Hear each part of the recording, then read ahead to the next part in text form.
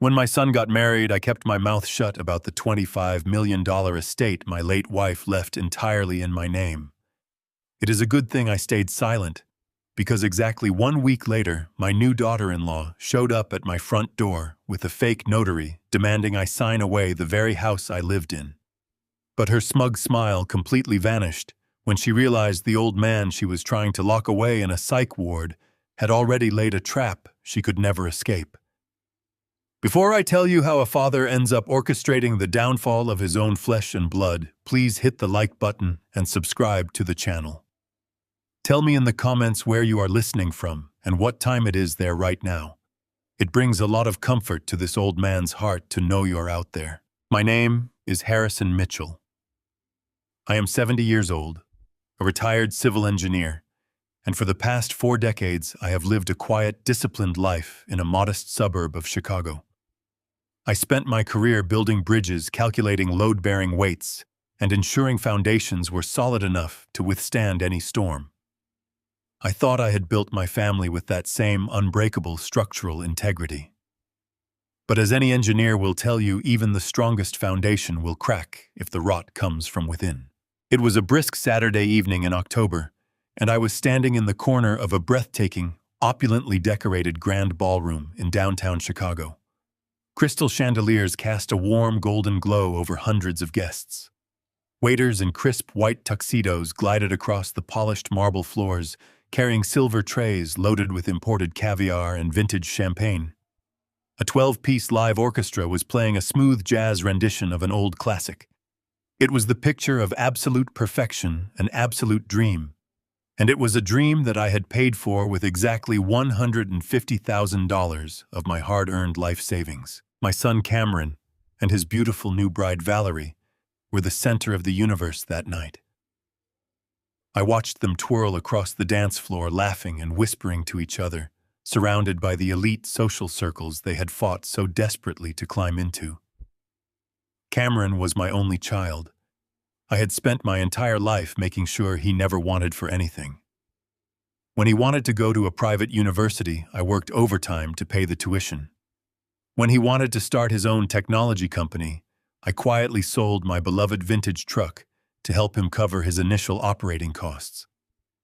I was a father who believed that sacrifice was simply the silent language of love. But as I stood near the towering ice sculpture that Valerie had insisted was absolutely necessary, my heart was incredibly heavy. My wife Caroline, the absolute love of my life, should have been standing right there beside me, holding my hand and crying tears of joy. But Caroline had passed away 6 months prior. The grief of losing her was a physical weight on my chest, a daily battle that I fought in the empty silence of our suburban home. She had been the emotional glue of our family, the one who smoothed over Cameron's rough edges and always found a way to justify his increasingly selfish behavior. What Cameron and Valerie did not know as they danced and drank the expensive champagne I bought for them was that Caroline had left behind a massive secret. Caroline came from a quiet, deeply traditional family out west. Upon her passing, I received a phone call from an estate lawyer that completely upended my reality. Caroline was the sole heir to her family's historic 3,000-acre ranch nestled in a prime valley in Colorado. The land, the mineral rights, and the agricultural assets were valued at nearly $25 million. And Caroline, in her infinite trust and love for me, had left the entire estate solely in my name. I had the legal documents sitting in a locked filing cabinet back in my modest house. $25 million. It was a sum of money that could corrupt even the purest of hearts. And looking at Valerie, I knew exactly what that kind of money would do to her. I had watched her plan this wedding for a year.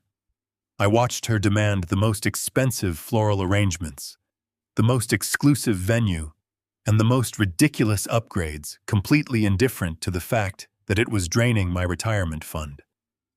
She treated my generosity not as a gift, but as an expectation, an entitlement.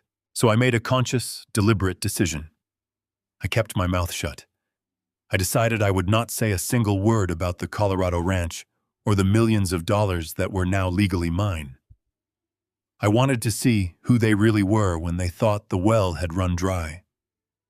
I wanted to see how they would treat me when I was no longer a walking, talking bank account, but just an aging, grieving father who had outlived his immediate financial usefulness. As the night wore on, my gut feeling began to validate itself. I stood near the edge of the room nursing a glass of sparkling water and simply observed. I noticed how Cameron snapped impatiently at a waiter who accidentally bumped his elbow. I saw the cold, dismissive way Valerie looked at my older relatives who had traveled from out of state in their simple, outdated suits. They were putting on a show for the wealthy friends they wanted to impress, while treating the people who actually cared about them like background props in their personal movie. When the clock struck midnight, the reception slowly began to wind down. The band packed up their instruments. The exhausted catering staff began clearing the half-eaten plates of filet mignon.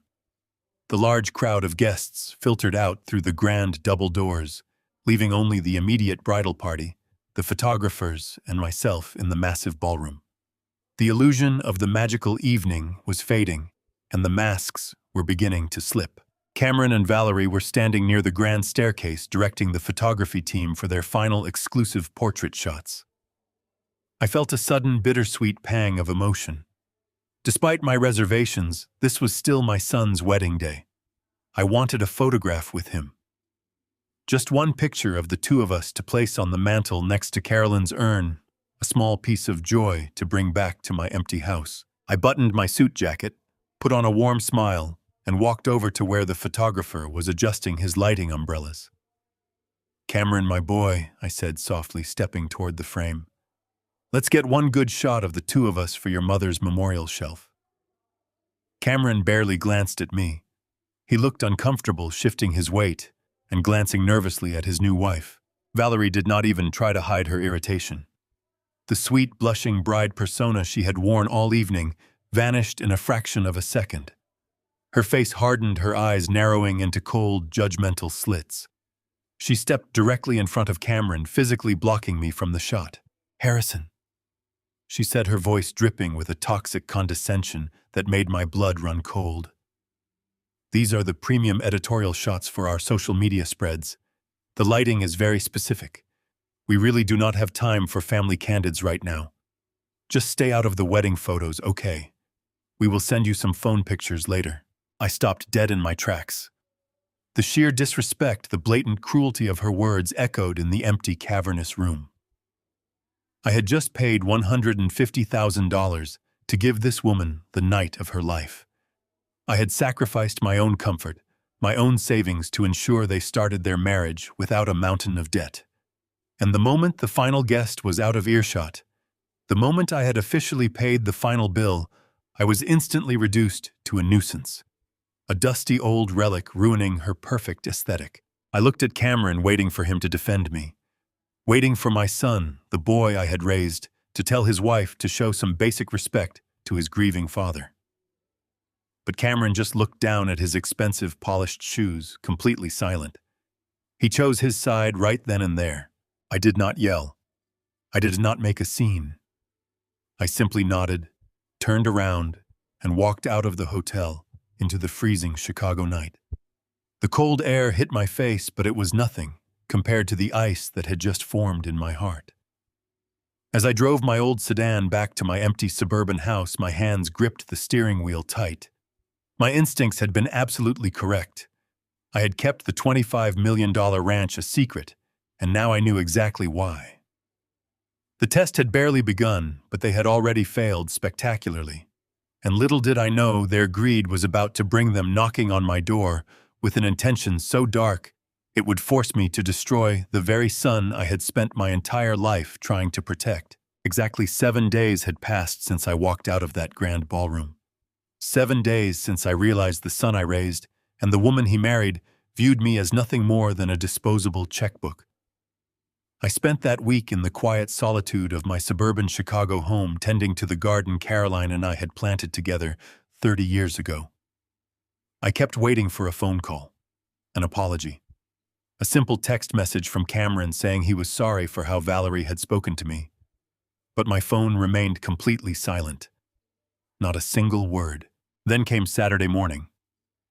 I was standing in the kitchen pouring my first cup of black coffee when heavy, rapid knocks echoed from the front door.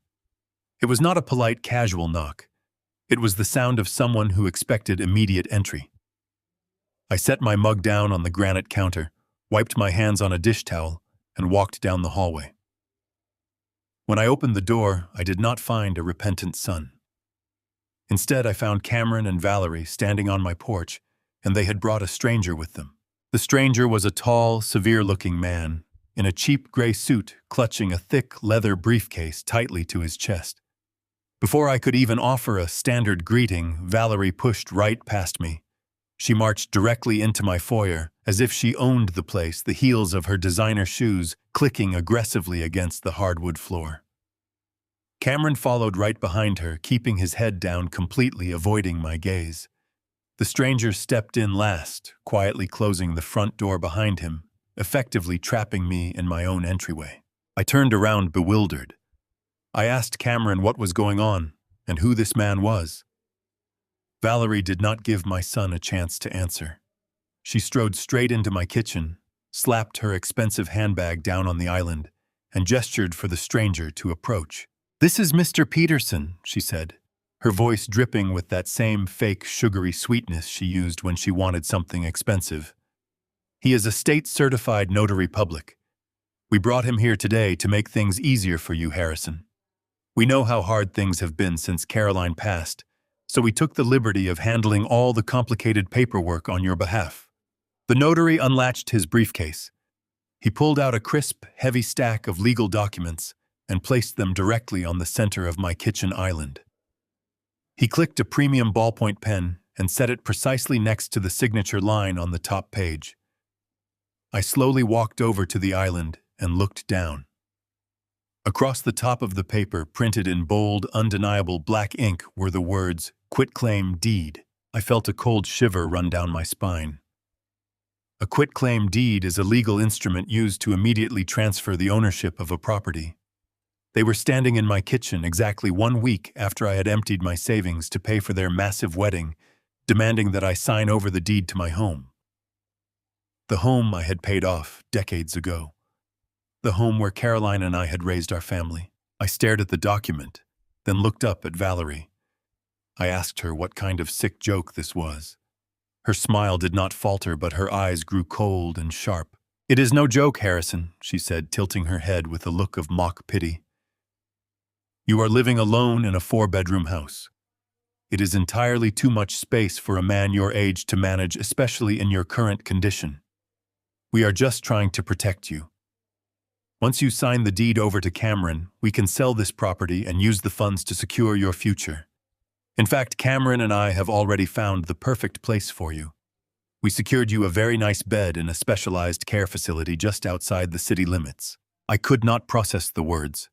A specialized care facility. They were trying to put me in a nursing home. I looked at Cameron, demanding he explain what his wife was talking about. My son finally looked up, shuffling his feet like a scolded child, but his words were calculated and rehearsed. "Dad, it is for your own safety," Cameron muttered. "We cannot have you living here unsupervised anymore. Valerie took the liberty of packing a few of your suitcases upstairs while you were in the garden yesterday. We can take you to the facility right now. The staff is expecting you before noon." The sheer audacity of their plan hit me like a physical blow to the chest. They had sneaked into my home. They had gone into my private bedroom and packed my belongings without my knowledge. They brought a notary to my kitchen to legally strip me of my only visible asset, and they planned to physically remove me from the premises within the hour. It was a perfectly orchestrated ambush. They moved with blinding speed, assuming my grief over Caroline and my supposed frailty would make me an easy, compliant victim. I was cornered in my own kitchen. The notary stood silently, an indifferent witness to the theft of my life. Valerie stood tall, her arms crossed, projecting absolute authority. Cameron hovered near the hallway, physically blocking the path to the front door. They had planned for every variable except one. They did not know about the $25 million ranch in Colorado, and they severely underestimated the structural integrity of my mind. I looked down at the pen resting on the quitclaim deed. If I reacted with the explosive anger I felt burning inside my chest, if I threw them out by force, I would lose the opportunity to uncover the true depth of their scheme. I needed to know exactly how far they were willing to go. I needed them to believe they held the winning hand. I took a slow, deep breath, letting the silence stretch across the kitchen. The only sound was the low hum of the refrigerator and the ticking of the antique wall clock Caroline had bought for our first anniversary. Every tick felt like a hammer striking an anvil. I looked at the dark wood cabinets I had installed with my own hands. I looked at the scuff marks on the floorboards where Cameron used to play with his toy trucks as a little boy. The contrast between that innocent past and the brutal present was absolutely staggering.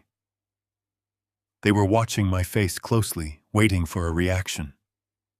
Valerie tapped her manicured fingers impatiently against her leather handbag, her posture rigid with an arrogant confidence that made my stomach turn. Cameron continued to block the exit, shifting his weight nervously from one foot to the other, completely complicit in this horrific betrayal. I knew I had to play this moment perfectly. I allowed my shoulders to slump forward, manufacturing a look of utter defeat. I let my hands tremble slightly as I reached out and grazed the cold plastic of the cheap ballpoint pen. I picked up the pen, feeling its smooth, cheap plastic between my fingertips. The ink cartridge rattled slightly inside the casing. I held it in the air for a long moment, hovering just an inch above the crisp, white paper of the quitclaim deed. Valerie was leaning forward, her eyes wide with a hungry, predatory anticipation. Cameron held his breath. But instead of signing my name, I slowly placed the pen down on the granite countertop and pushed the document away. I looked directly at my son. "Cameron," I said, keeping my voice remarkably steady despite the hurricane of betrayal raging inside my chest. "I am not signing away the house I bought with your mother 40 years ago. Not today. Not without a proper explanation." "What is this really about?" Valerie scoffed, throwing her hands up in exasperation, but Cameron quickly stepped forward to intercept. He moved closer to the kitchen island, his posture softening into a carefully rehearsed stance of deep, tragic concern. He reached out and placed his hand gently over mine. It took every ounce of self-control I possessed not to physically recoil from his touch. "Dad," Cameron began, his voice breaking with a masterfully fabricated sorrow. "Please do not make this harder than it already is. We did not want to do it this way, but you are not leaving us any other options. We are worried sick about you." "Worried about me?" I asked, allowing a note of genuine confusion to color my tone. Cameron swallowed hard, squeezing his eyes shut for a brief second to force a single glistening tear down his cheek. If I had not seen him ruthlessly dismiss my existence just 7 days prior, I might have actually believed the performance. "Dad, your mind is failing," he said softly. "It is getting worse every single week. Valerie and I have been talking to specialists, and they all agree that you are suffering from severe cognitive decline. You are simply not safe living in this big house by yourself anymore." I stared at him, my analytical engineer's brain instantly dissecting the sheer magnitude of the lie. "Cognitive decline," I repeated. "Cameron, my memory is perfectly fine." "It is not fine, Harrison," Valerie chimed in, stepping up beside her husband. She adopted a tone of mock sympathy that made my skin crawl. "You just do not remember the episodes because of the condition. You are endangering yourself and the entire neighborhood." "What episodes?" I demanded. Cameron sighed, looking at the notary with a pained, apologetic expression, before turning back to me. "Dad, last Tuesday I came over to drop off some mail. You had left the gas stove burning on high with nothing on the burners. The whole kitchen smelled like gas. You were asleep in the living room. If I had not walked in when I did, the entire house could have exploded." My mind raced. Last Tuesday I had spent the entire afternoon at the hardware store buying supplies to fix a broken fence panel. I had not even cooked dinner at home that night. "And then there was Thursday night," Cameron continued, his voice trembling with fake emotion. Mrs. Gable from next door called me at 2 in the morning. She said she saw you wandering down the middle of the street in your pajamas, looking completely lost.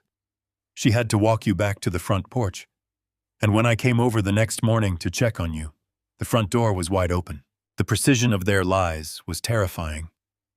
Mrs. Gable had moved to Florida 3 months ago to live with her sister. The house next door was currently sitting empty, waiting to be listed for sale.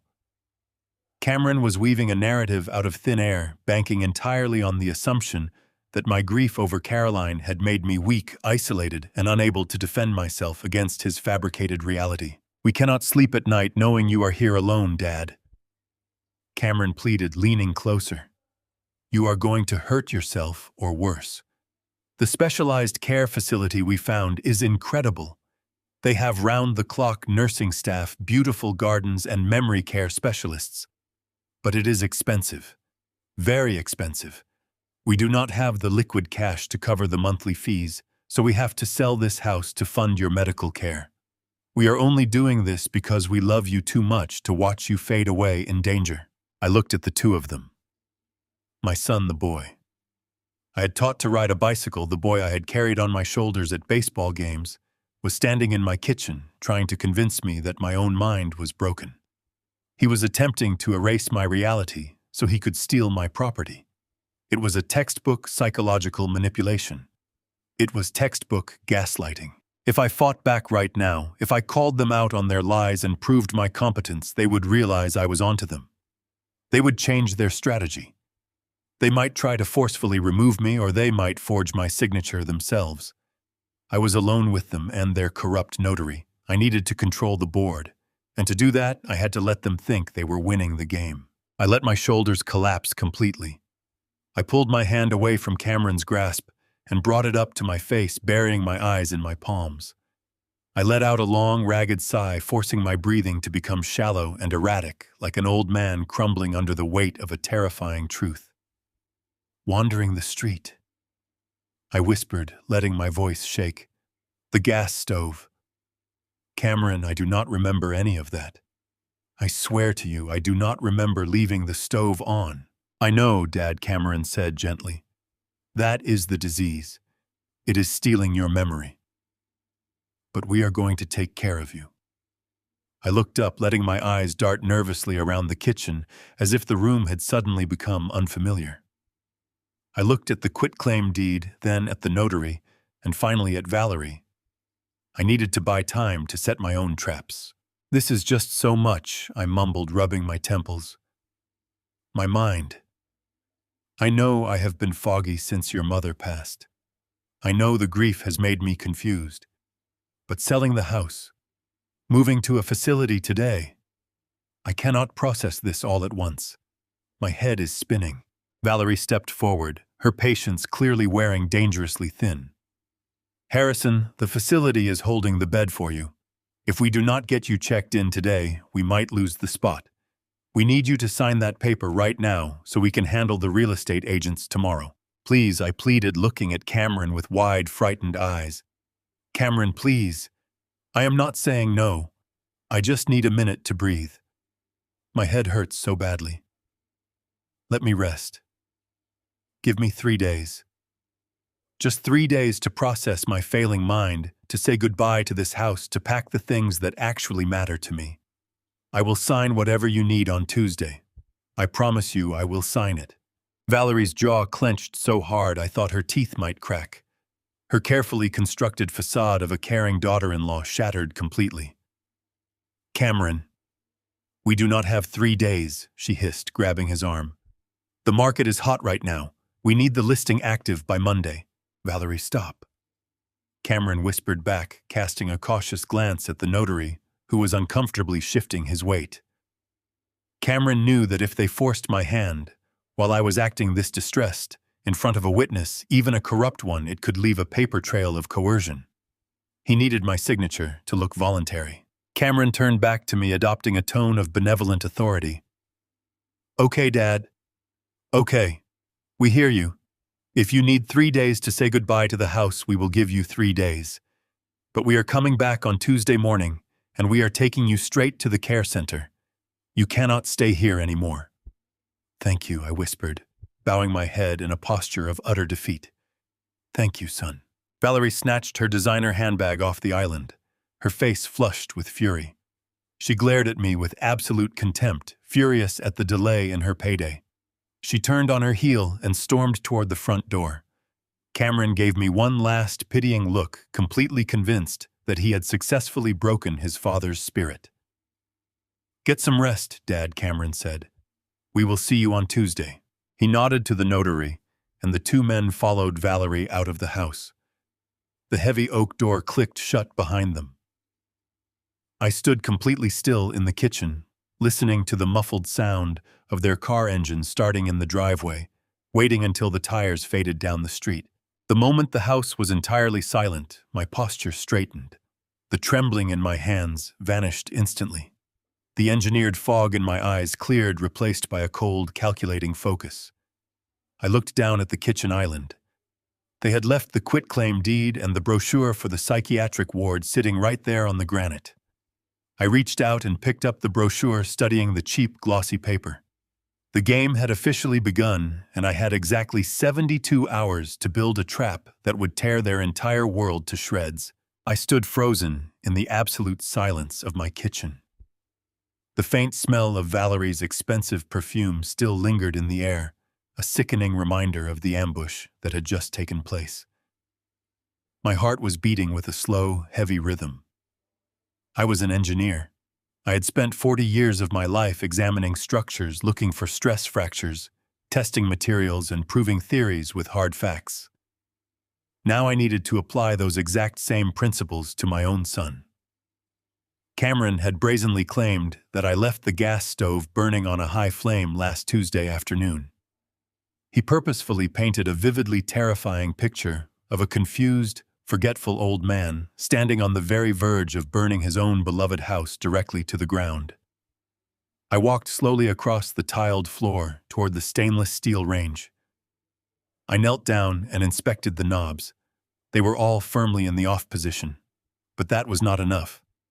I leaned over the stovetop and focused my attention on the two back burners. Since Caroline passed away, I rarely cooked elaborate meals. I survived on simple sandwiches and microwave dinners. I reached out and ran my index finger across the black enamel surface of the back right burner. When I pulled my hand back, a thick gray line of undisturbed dust coated my skin. I checked the left burner and found the exact same result. The dust was perfectly settled. It had not been disturbed by heat flame or human hands in weeks. If the gas had been roaring on high just a few days ago, the intense heat would have burned away the dust, or at the very least altered its settling pattern. It was a physical impossibility. The stove had not been used. Cameron had looked me directly in the eyes, squeezed out a fabricated tear, and lied straight to my face. The realization was a heavy stone dropping into the pit of my stomach. My son was not just mistaken. He was actively constructing a false reality to trap me. I quickly turned away from the stove and slowly walked back toward the large kitchen island. The quitclaim deed was gone, tucked safely away in the notary's briefcase, but Valerie had left something else behind. Sitting perfectly centered on the cold granite countertop was a remarkably glossy trifold brochure. I picked the heavy paper up with unsteady hands. The front cover prominently featured a shockingly generic, overly bright stock photograph of a happy elderly couple smiling warmly under the shade of a large oak tree. The bold green letters across the top read Oakwood Behavioral Health and Wellness Center. The branding was explicitly designed to look comforting and serene. But as I opened the brochure and read the fine print, my analytical mind caught several glaring inconsistencies. There were no photographs of luxury dining halls, no mentions of gourmet chefs, and no lists of high-end recreational activities. The language was clinical and cold. It spoke of secure memory care units, locked perimeters, 24-hour behavioral monitoring, and state-mandated intervention protocols. This did not read like an upscale retirement community. It read like a prison. Valerie had claimed this place was incredibly expensive, so expensive that they desperately needed to sell my home just to cover my admission fees. I needed facts. I desperately needed data. I pulled my cell phone from my pocket and typed in the local phone number listed on the back panel of the brochure. I put the phone to my ear and listened to it ring. A woman answered on the third ring. Her voice was flat and exhausted, completely lacking the polished, welcoming tone you would expect from a luxury private care facility. She stated the name of the center and asked how she could direct my call. I cleared my throat, adopting a polite, inquiring tone. I told her I was calling on behalf of a family member to inquire about their admission process. I mentioned that my son had highly recommended their premium residential suites, and I wanted to understand the financial requirements. I specifically asked about the property transfer options and the current waitlist for their luxury care units. There was a long, awkward pause on the other end of the line. The woman sounded genuinely confused when she finally responded. She told me I must have the wrong facility. She explained very bluntly that Oakwood was not a luxury retirement community. It was a state-funded high-security psychiatric ward. They only dealt with severe behavioral crisis cases, involuntary commitments, and wards of the state. She let out a dry, tired laugh and assured me they certainly did not have premium residential suites or gourmet dining. More importantly, she completely dismantled Valerie's financial lie. Because they were a state-subsidized facility, they operated on a sliding scale based on Medicare and Medicaid. They absolutely did not require a property deed transfer for admission. In fact, she stated that such a demand would be highly illegal. And as for a waitlist, she said they always had open beds in the locked ward because their turnover rate was tragically high. I thanked the woman for her time, my voice barely above a whisper, and ended the call. I slowly set the phone down on the cold, hard granite counter. The kitchen was completely still, but a roaring hurricane of absolute clarity was aggressively tearing through my mind. The mathematical equation was incredibly simple, and the final logical conclusion was absolutely terrifying. My breathing grew ragged and sharp. They did not need the money from my house to pay for my medical care. The state would have covered my stay in that dismal locked facility. Cameron and Valerie wanted me to sign the quitclaim deed so they could take full legal ownership of my property, sell it for pure profit, and pocket every single penny for themselves. But taking my home was only the first part of their horrific equation. The brochure's clinical language echoed in my head. Involuntary commitments, locked perimeters, wards of the state. They were not trying to put me in a comfortable environment where I could safely live out my golden years. They were actively planning to dump me into a high-security psychiatric lockdown. If I signed their documents, if I gave them legal authority over my life, they would have me declared a danger to myself and others. They would lock me behind heavy steel doors, pump me full of sedatives, and leave me to rot in a state-funded ward while they lived lavishly on the proceeds of my stolen home. The sheer evil of their plan was suffocating. My own flesh and blood wanted to erase me from society. They wanted to bury me alive simply because I was an inconvenience to their financial ambitions. The profound sadness I had felt only moments before was instantly incinerated by a sudden white-hot and completely absolute rage. I was certainly not a weak or confused old man. I was an extremely highly trained engineer, and they had just foolishly given me the exact detailed blueprints to engineer their very own ultimate destruction. I left the cold granite of the kitchen island behind and walked slowly down the long, silent hallway toward my private home office. For my entire professional life, my office has been a sanctuary of absolute precision. When you spend 4 decades calculating the structural integrity of steel beams and concrete foundations that demand for flawless order bleeds into your personal life. My heavy wooden desk was always perfectly clear, save for a single architectural drafting lamp. My books were aligned flush with the edge of their wooden shelves. Even the heavy woven rug on the floor was centered exactly between the baseboards, measured to the fraction of an inch.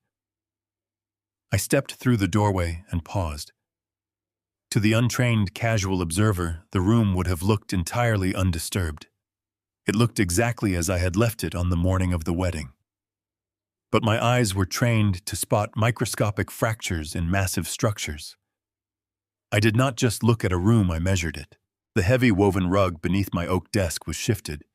It was a minuscule discrepancy, perhaps a quarter of an inch to the left, but it was enough to disrupt the perfect parallel line it usually formed with the hardwood planks. I stepped further into the room, my heart adopting a slow, rhythmic pounding against my ribs. I looked at my leather desk chair. It was pushed in, but the caster wheels were angled slightly outward, not squared off the way I meticulously leave them every single time I stand up. Someone had been sitting at my desk. Someone had been sitting in my chair. The chill that had started in my kitchen intensified, creeping up the back of my neck. I moved my gaze slowly across the room until it locked onto the tall, fireproof steel filing cabinet, tucked discreetly into the far corner. That steel cabinet held the entire recorded history of my life and Caroline's. It held our marriage license, our property deeds, our tax returns, and most importantly, the highly sensitive documents regarding the $25 million ranch in Colorado. I walked over to the cabinet and knelt down on the hardwood floor to examine the lock mechanism. The brass keyhole caught the afternoon light streaming through the window. Surrounding the narrow slit were 3 tiny, incredibly faint silver scratches in the dark gray paint. They were fresh. They had not been there a week ago. Someone had struggled to insert a key, or perhaps they had used a picking tool to bypass the lock entirely. Valerie had claimed they packed my bags while I was out in the garden yesterday. But packing a suitcase does not require accessing a locked fireproof filing cabinet. They had used my profound grief and my temporary absence in the garden to quietly invade the most secure corner of my entire existence. I reached into my pocket, my fingers brushing against my heavy keyring. I pulled it out and selected the small brass key. My hand was remarkably steady as I slid the key into the lock. It turned with a heavy metallic click. I slowly pulled the heavy top drawer open. The metal glided smoothly on its tracks, revealing rows of perfectly organized manila folders. I have always used a very strict color-coded alphabetical system. Every folder has a specific place. Every document within those folders is arranged chronologically. It is a system designed to ensure that I can find any piece of paper within 10 seconds. I stared down into the drawer, my eyes scanning the colored tabs. The thick blue folders contained our medical records. The green folders held our financial statements. The red folders, positioned at the very front, held our vital identity documents. I reached for the thickest red folder, the one labeled with my full legal name and Caroline's. I opened it and immediately felt the breath catch in my throat. The chronological order was completely destroyed. Sitting right on top, carelessly shoved into the front of the stack, was Caroline's official death certificate. It should have been filed at the very back behind our birth certificates and marriage license. I pulled it out and looked beneath it.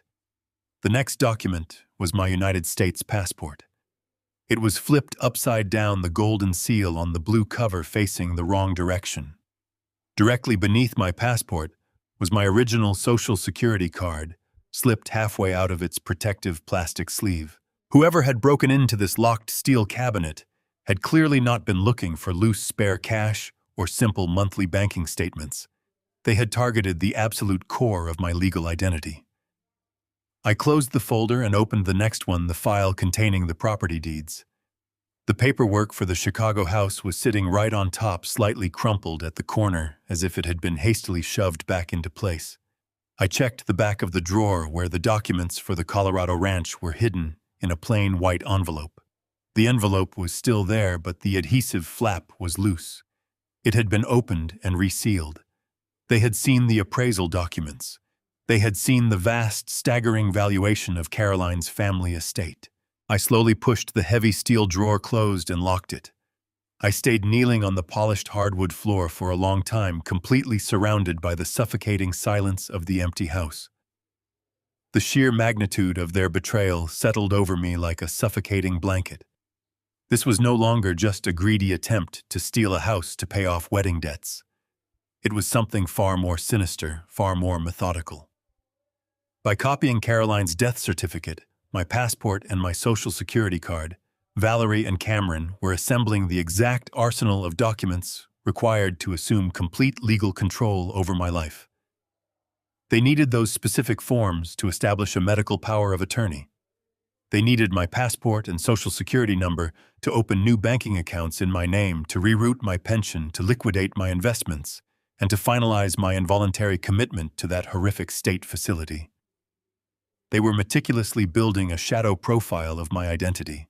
Once I was locked away behind the heavy steel doors of the psychiatric ward, heavily medicated, and completely silenced, they would use these copied documents to sell the Colorado ranch to the highest bidder. They would forge my signature, rapidly drain the $25 million into untraceable offshore accounts, and simply leave me to die alone in a sterile, forgotten room without a single trace of guilt. My own son had walked through this office, touched these files, and actively plotted to erase my existence from the world. I finally stood up, my aging knees aching slightly from the pressure of the hard wooden floor. The initial shock and the deep sadness were entirely gone now.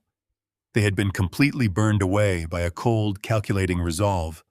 My son Cameron actually thought he was dealing with a frail, hopelessly grieving old man who could no longer protect his own mind. He was about to find out exactly what kind of unbreakable foundation I was truly built upon. I spent the evening sitting in the dark of my living room, watching shadows stretch across the walls. Sleep was impossible.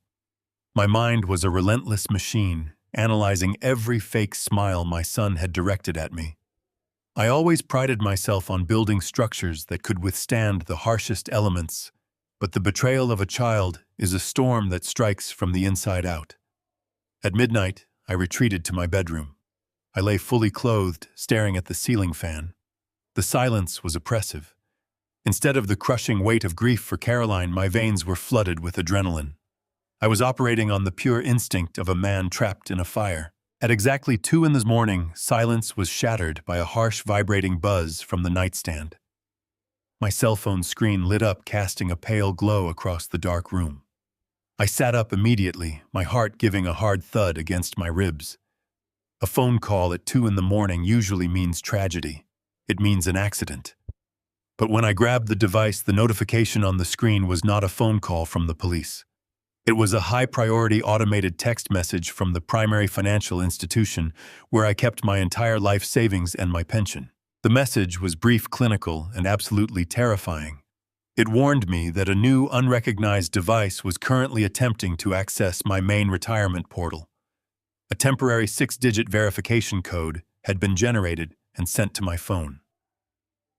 The message explicitly stated that if I was not the one attempting to log in, I needed to secure my account immediately. I stared at those 6 numbers, my breath catching in my throat. Someone had my username. Someone had my password. But they had hit the secondary security wall I had set up years ago at Caroline's insistence. I threw my legs over the side of the bed and moved with a speed I had not possessed in a decade. I walked down the hall into my home office, turning on only the small desk lamp so the house would remain dark from the outside. I sat in my leather chair, booted up my laptop, and bypassed the standard login page.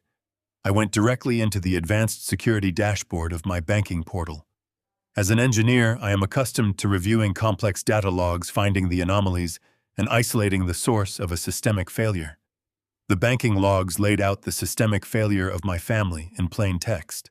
According to the security dashboard, the unauthorized login attempt had started at exactly 1:45 in the morning. It was not a brute force attack. It was not a random hacker from overseas throwing thousands of passwords at a server. The person trying to access my life savings had entered my exact highly complex password on the very first try.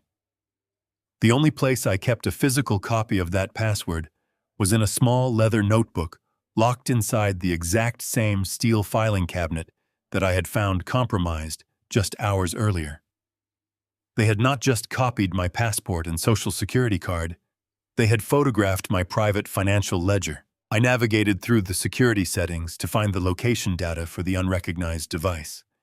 The bank system provided the internet protocol address of the computer attempting the breach. I opened a new browser tab, pasted the string of numbers into a geolocation tracking tool, and hit enter. The screen loaded for a fraction of a second before bringing up a detailed digital map of the Chicago area. A bright red pin dropped onto the screen, zooming in with terrifying precision. The pin did not point to a random coffee shop. It did not point to a shadowy cyber cafe. It pointed directly to a specific ultra-luxury high-rise residential building located in the upscale Lincoln Park neighborhood downtown. It was the exact building where Cameron and Valerie rented their exorbitant penthouse apartment. The apartment that they constantly complained was too expensive. The apartment that I had secretly helped them pay for on more than one occasion when Cameron claimed his business was having a slow month. I sat back in my chair, the soft glow of the laptop screen illuminating the deep lines on my face. The financial bleeding had officially started. The quitclaim deed they had slapped on my kitchen island was only one piece of a much larger, much more devastating puzzle. They were not satisfied with simply stealing my house and locking me away in a state-funded psychiatric ward. They wanted to completely drain my liquid cash, my hard-earned pension, and every single dollar I had saved over 40 years of honest labor. The 3-day grace period I had begged for, the 72 hours they had reluctantly granted me to process my failing mind, was not a concession of mercy. It was a calculated window of opportunity. They believed I was asleep, confused, and utterly helpless. They were using the dark hours of the morning to systematically dismantle my financial security before they came to physically remove me from the premises on Tuesday. They needed my accounts emptied before the state took custody of me because once I am in the system, my assets would be scrutinized by social workers. They had to strike now under the cover of night, while I was still a free but supposedly senile old man. I watched the screen as a second login attempt registered on the dashboard. They were trying again, hoping the two-factor authentication prompt was just a glitch. They were sitting in their lavish apartment, sipping expensive wine, actively clicking their mouse to steal the money that was supposed to feed me in my old age. The sheer, unadulterated greed was staggering. It was a level of moral bankruptcy I could scarcely comprehend. I reached out and clicked the option to permanently block the unrecognized device. I changed my master password, updated my security questions, and locked down the entire portfolio with a secondary verbal passcode that required my physical voice to authorize any future transfers. I secured the vault, but I knew this was only a temporary measure. When they realized they were locked out of my bank accounts, they would escalate. They would become desperate. Desperate people make sloppy mistakes. I closed the laptop and sat in the quiet darkness of my office. The pieces of their grand design were fully illuminated now. They had my medical documents, they had my identity papers, and they were actively hunting my cash. They thought they were holding all the cards. They thought they had engineered the perfect crime against a helpless victim. But they had forgotten one crucial detail. I am the man who taught Cameron everything he currently knows about building a solid foundation from the ground up. I know his weaknesses and his blind spots, and as the clock ticked past 3 in the morning, I decided it was time to stop playing defense. It was time to build a trap that they would never see coming until the steel jaws slammed shut. The morning sun crested over the horizon, bleeding pale light through the blinds of my home office. I had not slept a single minute. My laptop remained closed on the desk, the digital trail of my son's betrayal locked securely behind its screen. I stood up from my leather chair, my joints stiff from the long night, but my mind was operating with a frightening clarity. The panic that had gripped my chest a few hours earlier was gone, replaced by the calculating precision of an engineer preparing to demolish a condemned building. Cameron and Valerie had built an elaborate, arrogant narrative. They desperately needed me to be a broken, confused, and senile old man who could no longer manage his affairs. They had meticulously set the stage, fabricated the evidence, and cast me perfectly in the role of the helpless victim. I realized that fighting against their narrative with righteous anger would only make them change their tactics. If I wanted to expose the absolute depths of their greed, I had to stop fighting the script. I had to embrace it entirely. I had to become exactly what they wanted me to be. I walked into the master bathroom and stared at my reflection in the mirror over the double vanity. I looked tired. The deep lines around my eyes and the gray in my hair sold the illusion perfectly. I practiced dropping my shoulders, letting my jaw hang slightly slack, and forcing a blank, vacant expression into my eyes. I practiced making my voice tremble, removing the steady, authoritative cadence I had used for 40 years.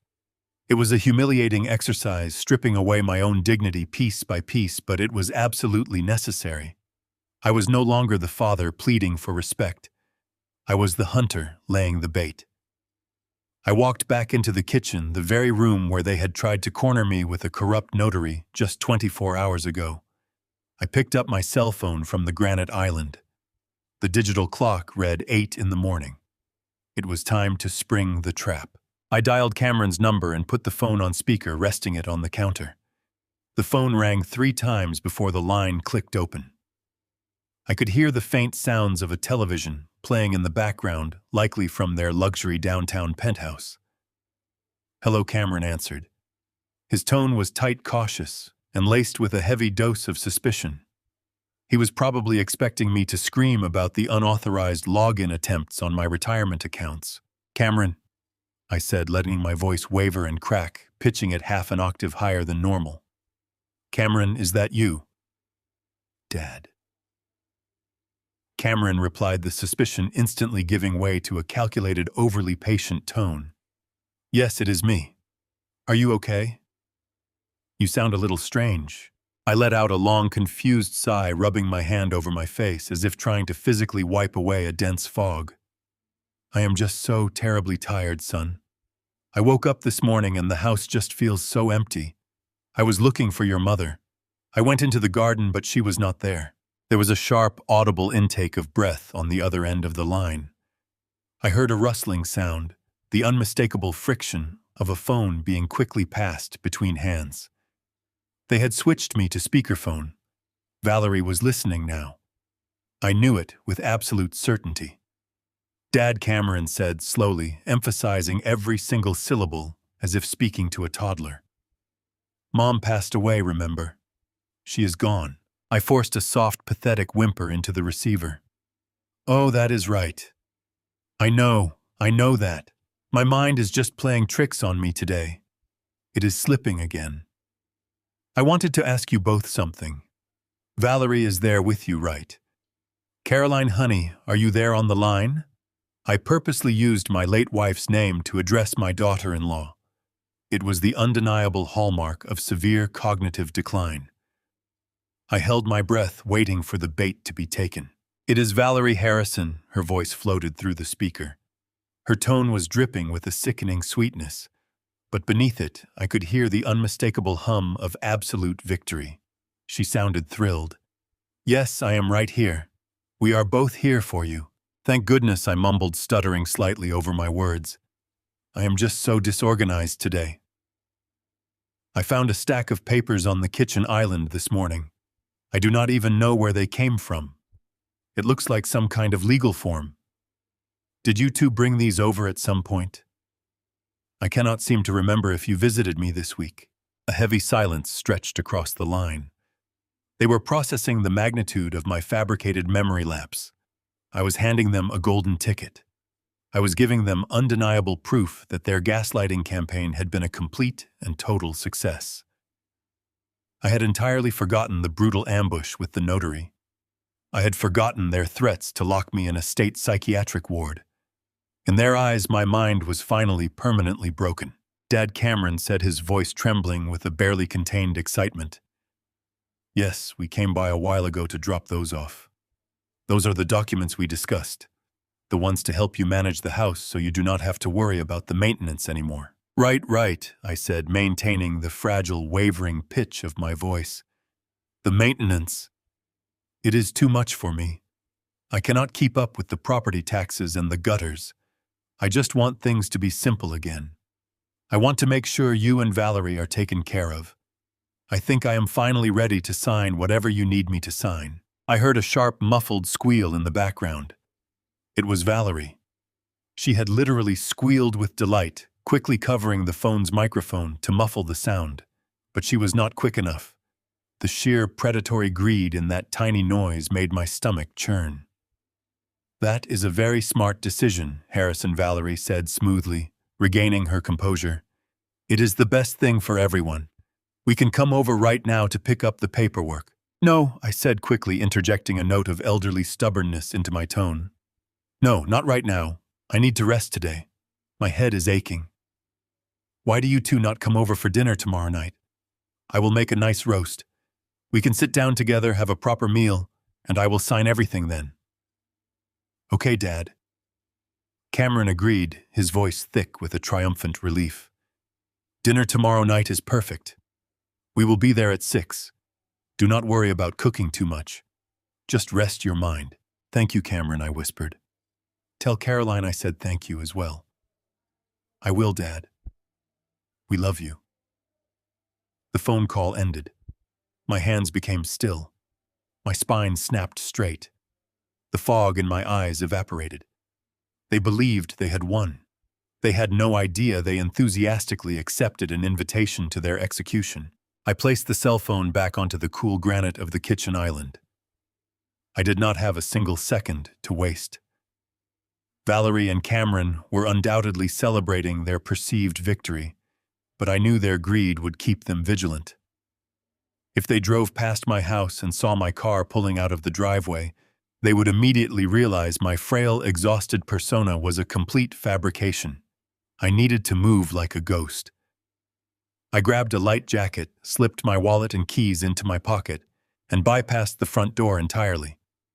I moved through the mudroom, stepped out the back door, and walked across the damp morning grass of the backyard. I unlatched the heavy wooden gate that opened into the narrow, overgrown service alley behind my property.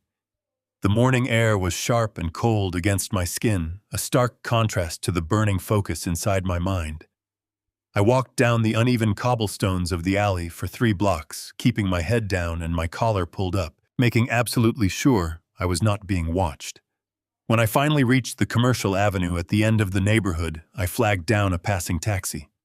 I climbed into the back seat and gave the driver an address in the heart of the downtown financial district. As the cab merged into the heavy city traffic, I stared out the window, calculating my next moves with the precision of a master architect plotting a demolition. I was not going to the police. Not yet. A wellness check or a preliminary fraud investigation would only spook Cameron. He would burn the evidence, deny everything, and play the concerned son perfectly. I needed an arsenal, and I needed an executioner. 20 minutes later, the taxi pulled up to a towering skyscraper composed of dark glass and polished steel. I paid the fare with cash, walked through the rotating doors, and took the express elevator to the 42nd floor. The brass lettering on the frosted glass doors read, "Wright and Associates." Thomas Wright was not just an estate attorney. He was a former federal prosecutor who had spent 15 years dismantling organized crime syndicates before moving into private wealth protection. He was brilliant, absolutely ruthless, and famously devoid of mercy when dealing with financial predators. Caroline and I had hired him a decade ago to structure our initial wills, and I knew he was the only man in Chicago who could build the legal fortress I desperately needed right now. I walked into the reception area, bypassed the waiting lounge, and politely but firmly told the receptionist that I needed an emergency meeting with Thomas immediately. She saw the absolute resolve in my eyes and quickly picked up her phone. Less than a minute later, Thomas appeared in the hallway. He was a tall, imposing figure with sharp gray eyes and a tailored suit that projected unyielding authority. He took one look at my face, ushered me into his private office, and locked the heavy oak door behind us. "Sit down," Harrison Thomas said, gesturing to the leather chairs across from his massive desk. "What has happened?" I did not waste time with pleasantries or emotional preludes. I laid the entire situation bare. I told him about the quitclaim deed Cameron and Valerie tried to force upon me. I told him about the blatantly fabricated stories regarding my memory and the gas stove. I placed the glossy brochure for the Oakwood Psychiatric Lockdown Facility directly on his desk. Finally, I detailed the break in regarding my fireproof safe, the out-of-order identity documents, and the digital breach alert from my bank that traced perfectly back to my son's luxury apartment. Thomas listened in absolute chilling silence. His face remained completely impassive, but his eyes hardened into cold, dark stones as he processed the sheer magnitude of the betrayal. When I finished speaking, he picked up the Oakwood brochure, read the fine print, and tossed it back onto the desk with a look of pure disgust. Harrison, Thomas said, his voice dropping an octave, possessing the dangerous calm of a predator cornering its prey. What your son is attempting is not just a simple real estate grab. This is a highly coordinated, systematic hijacking of your entire legal autonomy. They are laying the groundwork for a hostile takeover of your life. If they manage to secure your signature on anything, or worse, if they successfully petition the court for a medical power of attorney, they can legally strip you of your rights. They could force you into that ward, pump you full of sedatives to make you appear incompetent, and legally drain every single account you own. We need to neutralize their access immediately. Thomas leaned over his keyboard and began typing with furious speed. He picked up his desk phone and pressed a button for his senior paralegal. I want an immediate freeze placed on all liquid assets under Harrison's primary Chicago accounts, he commanded, his voice echoing with absolute authority. Authorize an emergency lockdown sequence. Transfer the bulk of the liquid funds into an escrow account under our firm's direct protection. Change all routing numbers and require my personal physical signature alongside Harrison's for any outbound wire transfers. He hung up the phone and turned back to his monitor. Now we secure the real prize, the Colorado ranch. They opened the file, which means they saw the $25 million appraisal. They are hunting that property. I am wrapping the estate in an impenetrable blind trust right this second. It will be legally shielded by layers of corporate entities. Even if they forged a deed or gained a power of attorney, they would hit a titanium wall. They will not be able to touch a single blade of grass in Colorado. I watched as Thomas rapidly constructed the legal barricades, feeling a profound sense of relief mix with the burning anger in my chest.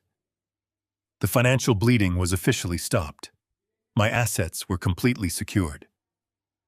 But Thomas stopped typing, folded his hands on the desk, and looked at me with a grim, uncompromising expression. We have stopped the theft, Harrison, but freezing the accounts does not eliminate the threat. As long as Cameron and Valerie believe you are suffering from cognitive decline, they will continue to push for a medical power of attorney. In the state of Illinois, if 2 doctors evaluate you under duress and find you confused, they can grant your son full guardianship. We are in a race against the clock.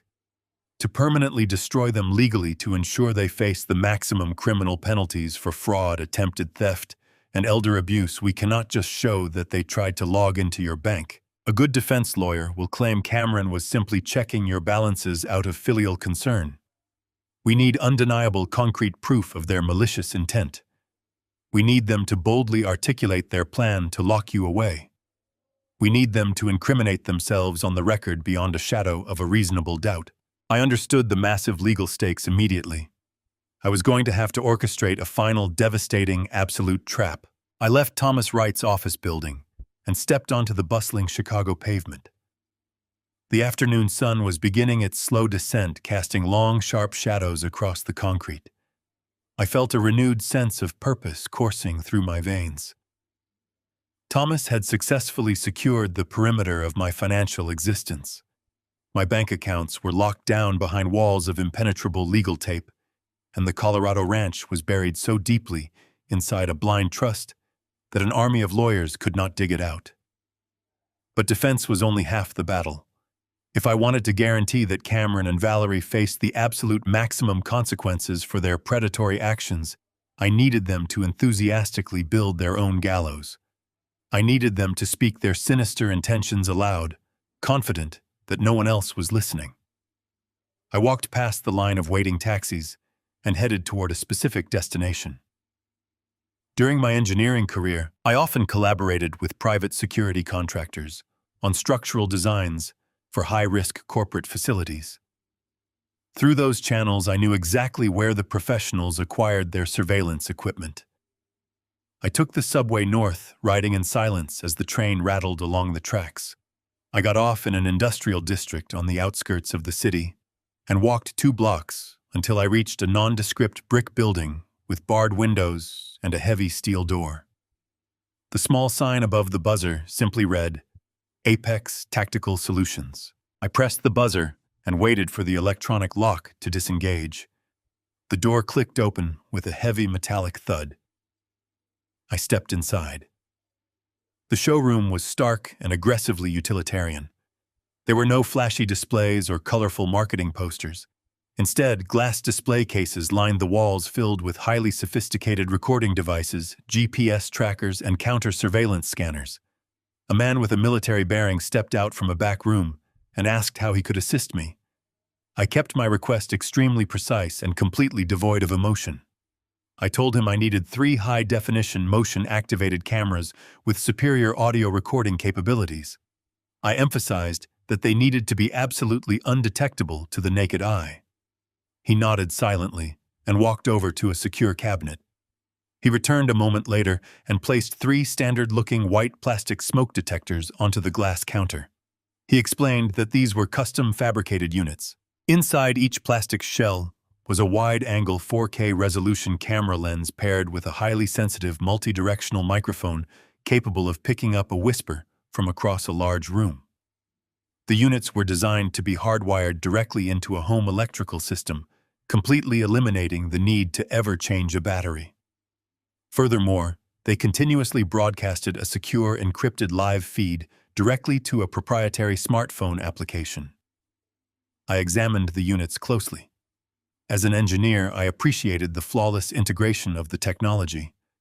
The tiny camera lens was perfectly hidden behind the dark mesh of the smoke sensor. Unless you knew exactly what to look for, you would never suspect a thing. I purchased the 3 units in cash, added a specialized wiring toolkit to the order, and walked out of the store with the instruments of my son's destruction safely tucked inside a plain brown paper bag. When I returned to my quiet suburban home, the sun had fully set. The house was completely dark, silent, and empty. I did not bother turning on the main overhead lights. I needed to work discreetly. I carried the paper bag into the kitchen, set it down on the granite island, and unpacked the 3 smoke detector cameras alongside my tools. I went straight to the breaker box in the garage and killed the power to the main living areas. I retrieved a tall aluminum stepladder from the utility closet and carried it into the living room. This was the exact room where Cameron and Valerie would sit tomorrow evening. Here, they would feel comfortable enough to boast about their perceived victory. I climbed the ladder and carefully removed the existing legitimate smoke detector from the center of the ceiling. Using a wire stripper and pliers, I meticulously spliced the electrical connections of the new tactical unit into the live wires. I worked with the slow, methodical precision I had honed over decades of building commercial structures. Every wire was capped properly, every screw was tightened to the exact torque, and the white plastic casing was locked flush against the drywall. I stepped down from the ladder and surveyed my work. It looked completely natural. It looked like a standard household safety device. I moved next to the kitchen. I selected a position directly above the kitchen island where they had ambushed me with the quitclaim deed and the corrupt notary. I climbed the ladder again, repeating the painstaking installation process. I stripped the wires, connected the power leads, and secured the mounting bracket. I made absolutely certain that the wide-angle lens was perfectly positioned to capture every single facial expression and every subtle movement around the granite countertop. Finally, I carried the ladder down the hallway and into my private home office, the room where they had violated my locked filing cabinet and copied my most sensitive legal documents. I installed the 3rd and final camera directly above my heavy oak desk. If they sneaked back in here to search for more financial records while I was supposedly distracted in the kitchen, I would capture their trespassing in glorious high definition. With the physical installations fully complete, I walked out to the garage and flipped the main circuit breakers back to the live position. I returned to the kitchen and pulled my new smartphone from my jacket pocket. I opened the proprietary application I had downloaded at the store and initiated the pairing sequence. The screen loaded for a brief second before splitting into 3 distinct crystal-clear high-definition video panels. The resolution was absolutely breathtaking. I could clearly see the weave of the living room rug, the shine of the kitchen island, and the lock on my office cabinet. I walked slowly through the house, testing the microphone sensitivity. I spoke in a low volume, and the audio fed back through my phone with sharp clarity. There was no static, no interference, and absolutely no room for misinterpretation. The surveillance net was entirely invisible and completely inescapable.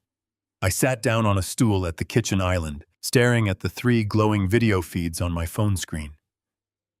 The house was no longer just a building composed of wood and brick. It was a perfectly calibrated, inescapable trap. I had surrendered my pride, faked my own mental decline, and willingly invited predators into my home. Cameron and Valerie were completely convinced that they held all the power. They believed I was a broken, senile old man who was actively signing away his life and his fortune. They were coming to dinner tomorrow night, expecting a totally compliant victim. They were walking straight into the jaws of a predator they never saw coming. I turned off my phone, placed it gently on the counter, and stared into the dark kitchen, ready and waiting for my guests. The doorbell chimed precisely at 6, exactly in the evening. I was standing in the kitchen, wiping my hands on a dish towel, listening to the sharp chime echo through the quiet house. I took a very slow, deeply calculated breath, purposefully letting my shoulders slump heavily forward to mimic physical frailty, and walked slowly toward the foyer. When I finally pulled the heavy oak door open, Cameron and Valerie were standing side by side on the front porch. They had brought a bottle of remarkably cheap red wine, which was a deeply pathetic attempt at displaying fake familial warmth. However, their cold, calculating eyes immediately betrayed their true intentions. They were practically vibrating with a hungry, entirely transparent and highly predatory anticipation. Cameron was nervously clutching a sleek black leather folder tightly under his left arm. I knew exactly what highly sensitive materials were locked inside that expensive folder. It was the quitclaim deed, the medical power of attorney, and the final legal chains explicitly designed to permanently bind me to a locked state psychiatric ward. "Come in," I said deliberately, forcing my aging voice to sound unnaturally raspy, terribly confused and pitifully weak. "Thank you both for coming. I know I have been incredibly difficult and forgetful lately." Valerie confidently stepped over the wooden threshold, first, plastering a look of profound, heavily manufactured sympathy directly across her sharp, angular face. "Oh, Harrison, do not be silly," she cooed gently, patting my left arm with a fake touch that felt as light as a fallen feather and as freezing cold as solid winter ice. "We are your family. We are simply here to support you and make this highly necessary life transition as completely easy and entirely painless as possible for absolutely everyone involved in this sad situation today." Cameron followed closely right behind her, closing the heavy front door incredibly firmly. "It is going to be perfectly fine, Dad," he said quietly, his anxious eyes quickly scanning the long, shadowy hallway. "We have all the complicated legal paperwork completely prepared and ready. We can take care of it right after we finish eating, and then you will literally never have to critically worry about a single terrifying thing ever again for the rest of your natural life." I slowly led them straight down the hallway and directly into the formal dining room, keeping my head bowed down softly. As we walked past the open kitchen, Valerie abruptly stopped dead in her tracks, her powdered nose visibly wrinkling in an expression of absolute, completely undisguised and visceral disgust. A thick, dark, and incredibly acrid cloud of gray cooking smoke was currently hanging extremely low near the decorative plaster dining ceiling. I had purposefully spent the entire afternoon meticulously and carefully orchestrating a massive, undeniably horrific culinary disaster. I had explicitly purchased a beautiful, highly expensive premium beef roast and then deliberately subjected it to a chaotic, totally illogical, and entirely destructive high-temperature cooking schedule inside the kitchen oven. I blasted it on the absolute highest heat setting until the entire outer crust was completely reduced to bitter black charcoal, then abruptly turned off the gas oven, so the inner center remained a remarkably tough, unchewable, and fully bloody red. I had aggressively boiled the organic carrots until they were nothing more than a mushy, unrecognizable orange paste, and I completely forgot to season the large bowl of mashed potatoes, leaving them entirely tasteless, lumpy, and dry. I am so incredibly sorry about the terrible smoke. I mumbled weakly, waving a shaking hand vaguely upward toward the darkened ceiling. I just could not seem to get the digital timer correctly set on the oven today. The glowing red numbers keep completely blurring together in my vision. I truly think I might have mistakenly set the oven to broil instead of bake. My heavy head is just so constantly full of thick, confusing static these passing days. Cameron and Valerie quickly exchanged a swift, highly communicative, and incredibly telling glance. It was a look of absolute, completely unadulterated triumph. To their greedy minds, this undeniably ruined meal was the ultimate perfect confirmation of my total, entirely irreversible, permanent mental collapse. They were secretly thrilled that I was supposedly losing my mind. "It is perfectly fine, Dad," Cameron said smoothly, hastily pulling out a wooden chair at the edge of the large dining table. "Let us just sit down and relax. We honestly do not even need to eat a very large or complex meal tonight." I carefully carried the heavy serving platter from the messy kitchen and intentionally set the charred, smoking, ruined roast right in the exact center of the polished mahogany table. Valerie stared deeply at the blackened, bloody meat with pure revulsion, politely pushing her porcelain plate. She quietly poured herself a tall glass of ice water and nervously checked her designer wristwatch, clearly growing increasingly impatient to finally get to the highly anticipated document signing. I sat down heavily at the head of the table, purposefully serving myself a large portion of the raw meat and chewing it incredibly slowly, flawlessly, playing the pathetic part of a broken man entirely disconnected from his immediate physical surroundings. I immediately stopped chewing the tough meat and stared completely blankly at the far-painted wall, intentionally letting my heavy silver fork clatter extremely loudly against the smooth porcelain plate. I slowly reached up with both of my shaking hands and began to desperately massage my aching temples, pressing my stiff fingers incredibly hard into my pale skin. I aggressively squeezed my tired eyes tightly shut and let out a long, terribly ragged, and entirely convincing groan of deep, overwhelming agony. Dad Cameron quickly asked a sharp note of utterly forced concern, aggressively entering his previously calm voice. "What exactly is wrong now?" My heavy head, I whispered painfully, leaning both of my elbows extremely heavily onto the hard mahogany table and weakly cradling my throbbing, supposedly confused, aching skull. "It is absolutely pounding. It genuinely feels like there is a massive metal vise severely tightening right behind my eyes. The entire dining room is spinning, Cameron. I simply cannot focus." The wooden dining chair scraped incredibly loudly against the polished hardwood floor. Valerie leaned aggressively forward, her fake, sickly sweet sympathy instantly replaced by a sharp, highly urgent, and fiercely furious financial panic. "Harrison, you absolutely cannot be randomly sick right now. We have to immediately finish this important process. We seriously just need your physical signature on 3 very simple basic pages so you can quickly sleep now." I weakly pushed my chair backward, grinding the wooden legs harshly. I slowly stood up, swaying very dramatically, catching the table edge to steady my failing balance. "I will sign your legal papers, Cameron." I slurred softly, blurring my pronunciation perfectly. "I just need exactly 20 quiet minutes alone in the dark. Let me close my exhausted eyes so the room stops moving." I shuffled slowly toward the bedroom, dragging my feet. Passing the granite kitchen counter, I deliberately dropped my heavy keyring containing my master filing cabinet key in plain sight. I left them there, flawlessly setting my trap.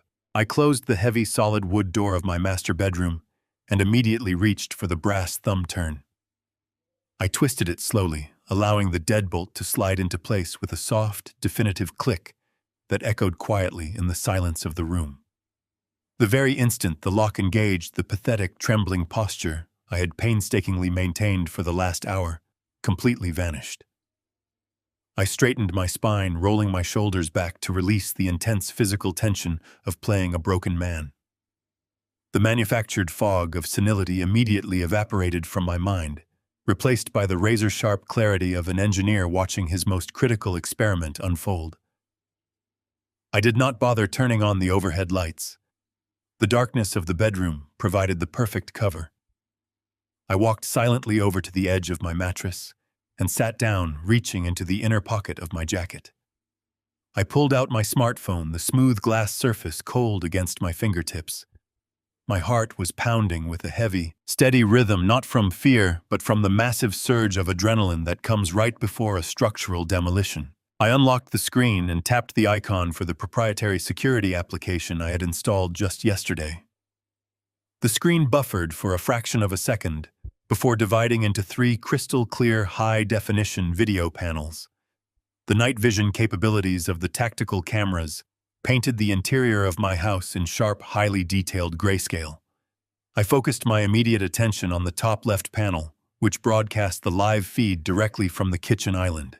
Cameron and Valerie were standing completely motionless in the center of the kitchen, their eyes fixed precisely on the hallway leading toward my closed bedroom door.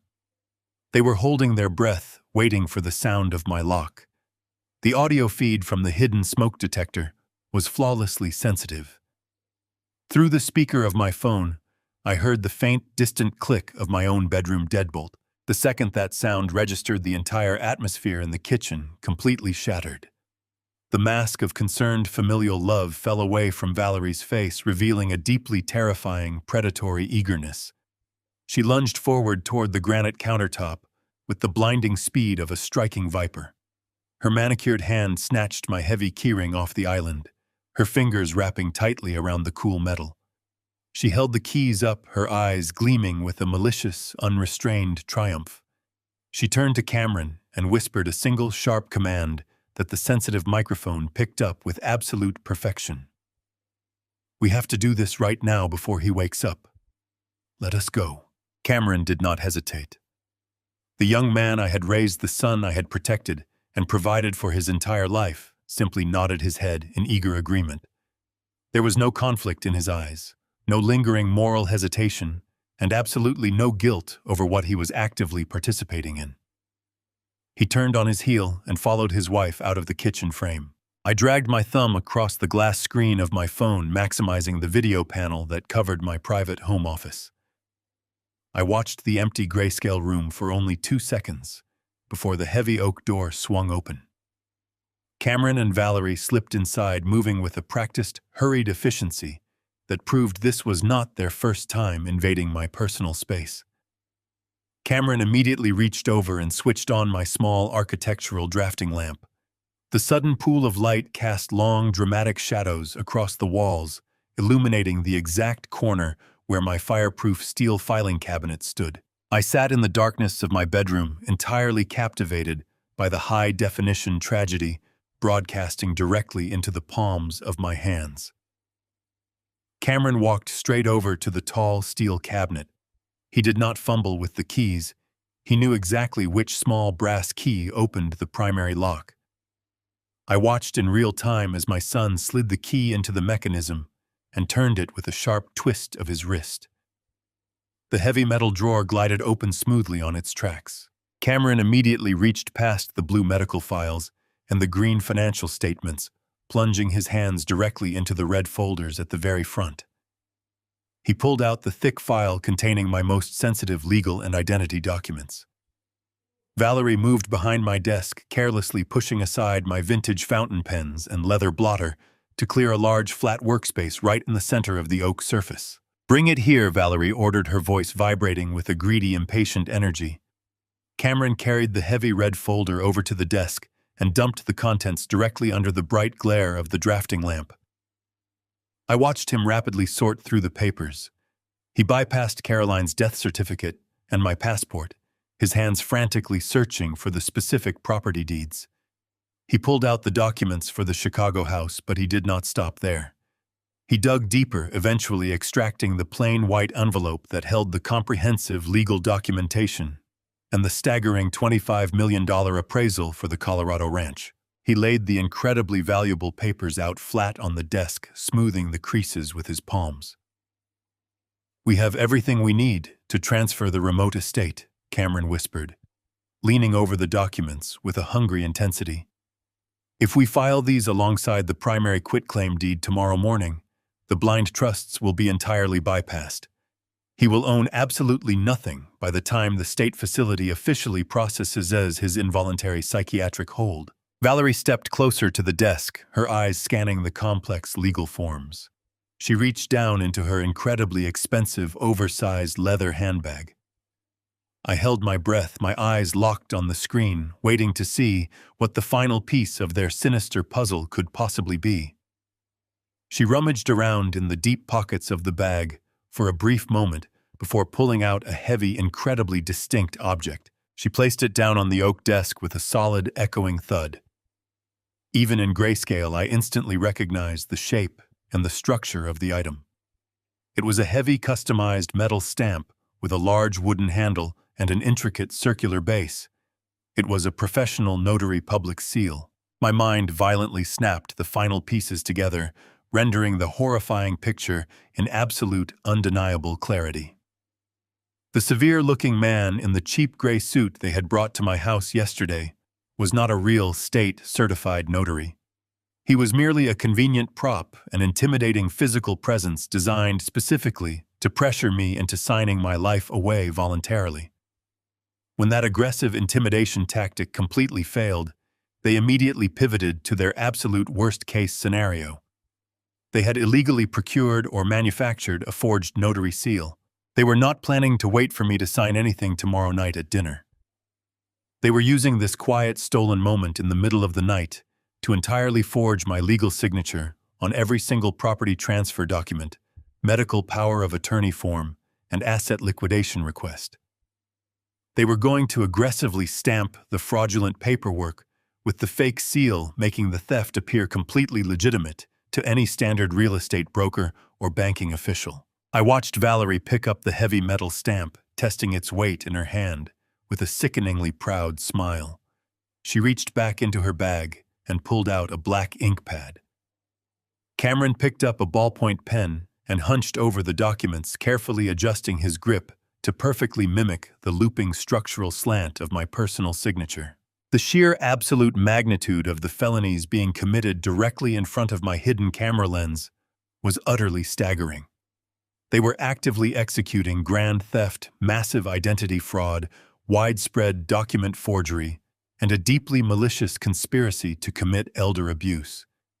Every single movement, every whispered admission of guilt, and every single illegal action was being flawlessly recorded in 4K resolution and securely transmitted to an encrypted cloud server. I sat on the edge of my bed, bathed in the soft glow of the smartphone screen. The profound, suffocating sadness that had briefly threatened to completely break my spirit earlier in the week was now entirely gone. It had been permanently replaced by an absolute freezing and fundamentally unbreakable resolve.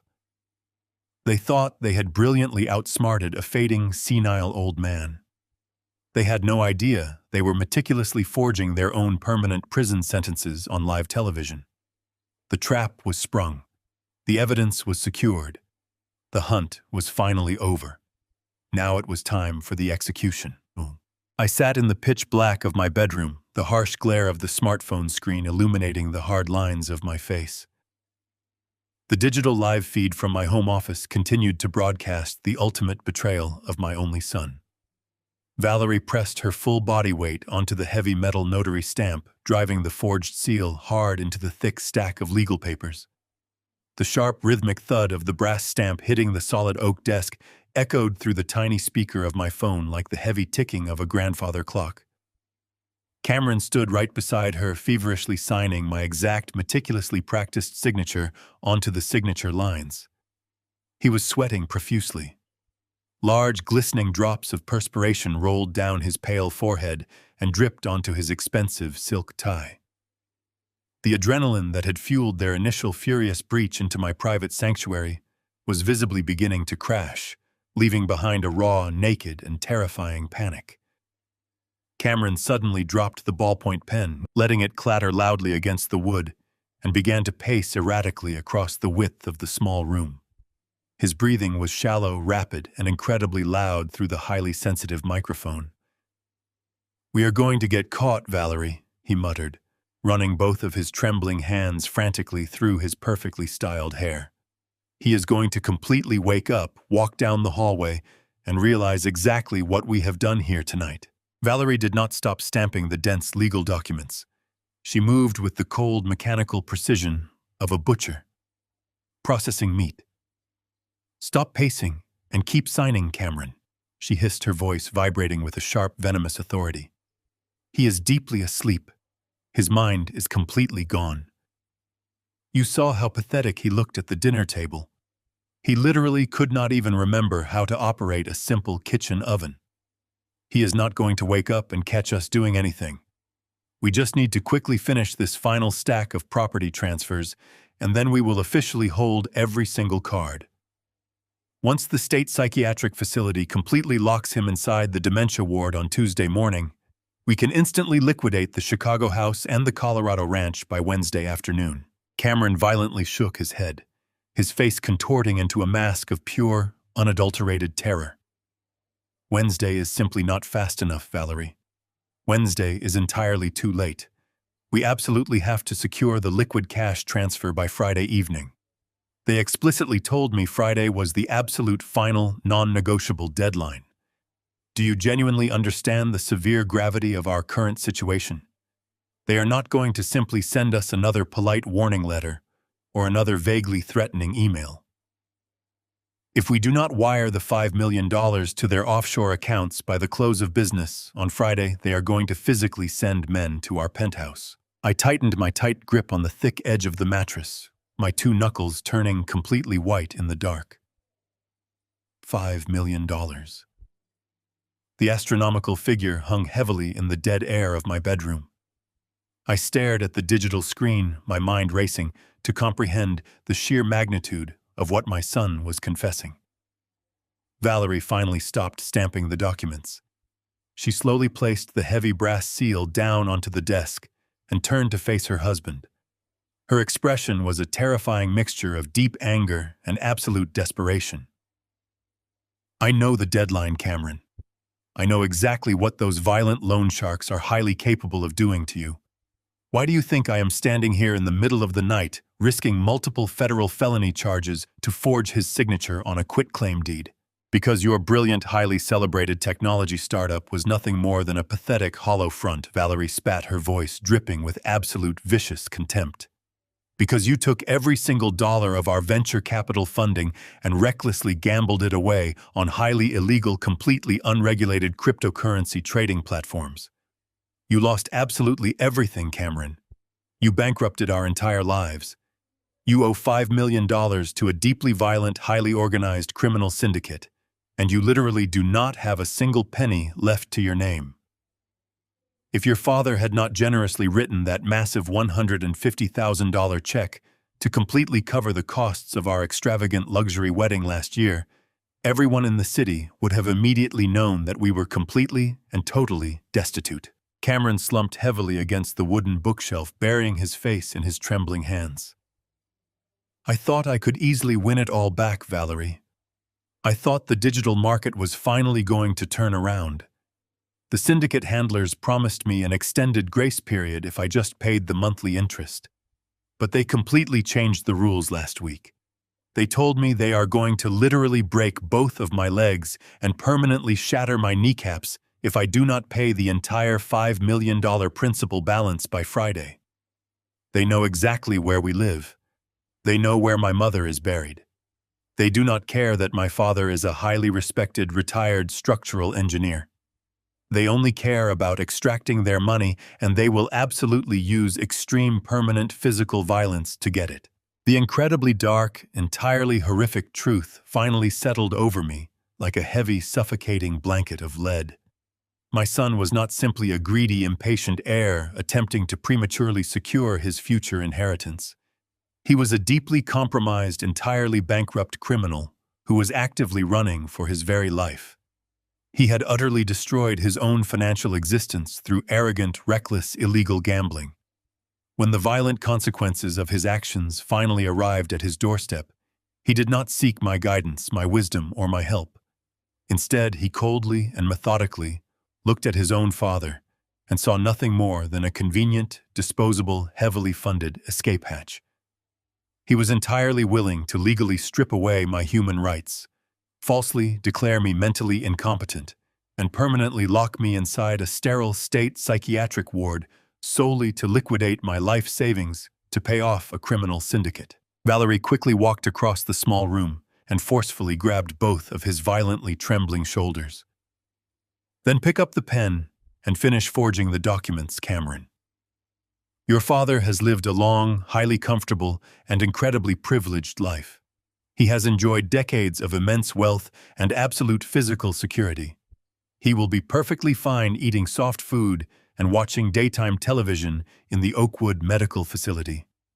We are still extremely young, and we desperately need this massive injection of stolen capital to simply survive the coming week. Sign the medical power of attorney documents right now. Do not hesitate again." I watched the illuminated smartphone screen as my son slowly lifted his heavy head, wiped the dense sweat from his pale brow, and picked up the black ballpoint pen. He nodded his head exactly once, a silent, terrible gesture of final, absolute, and unforgivable betrayal. My son was entirely dead to me forever.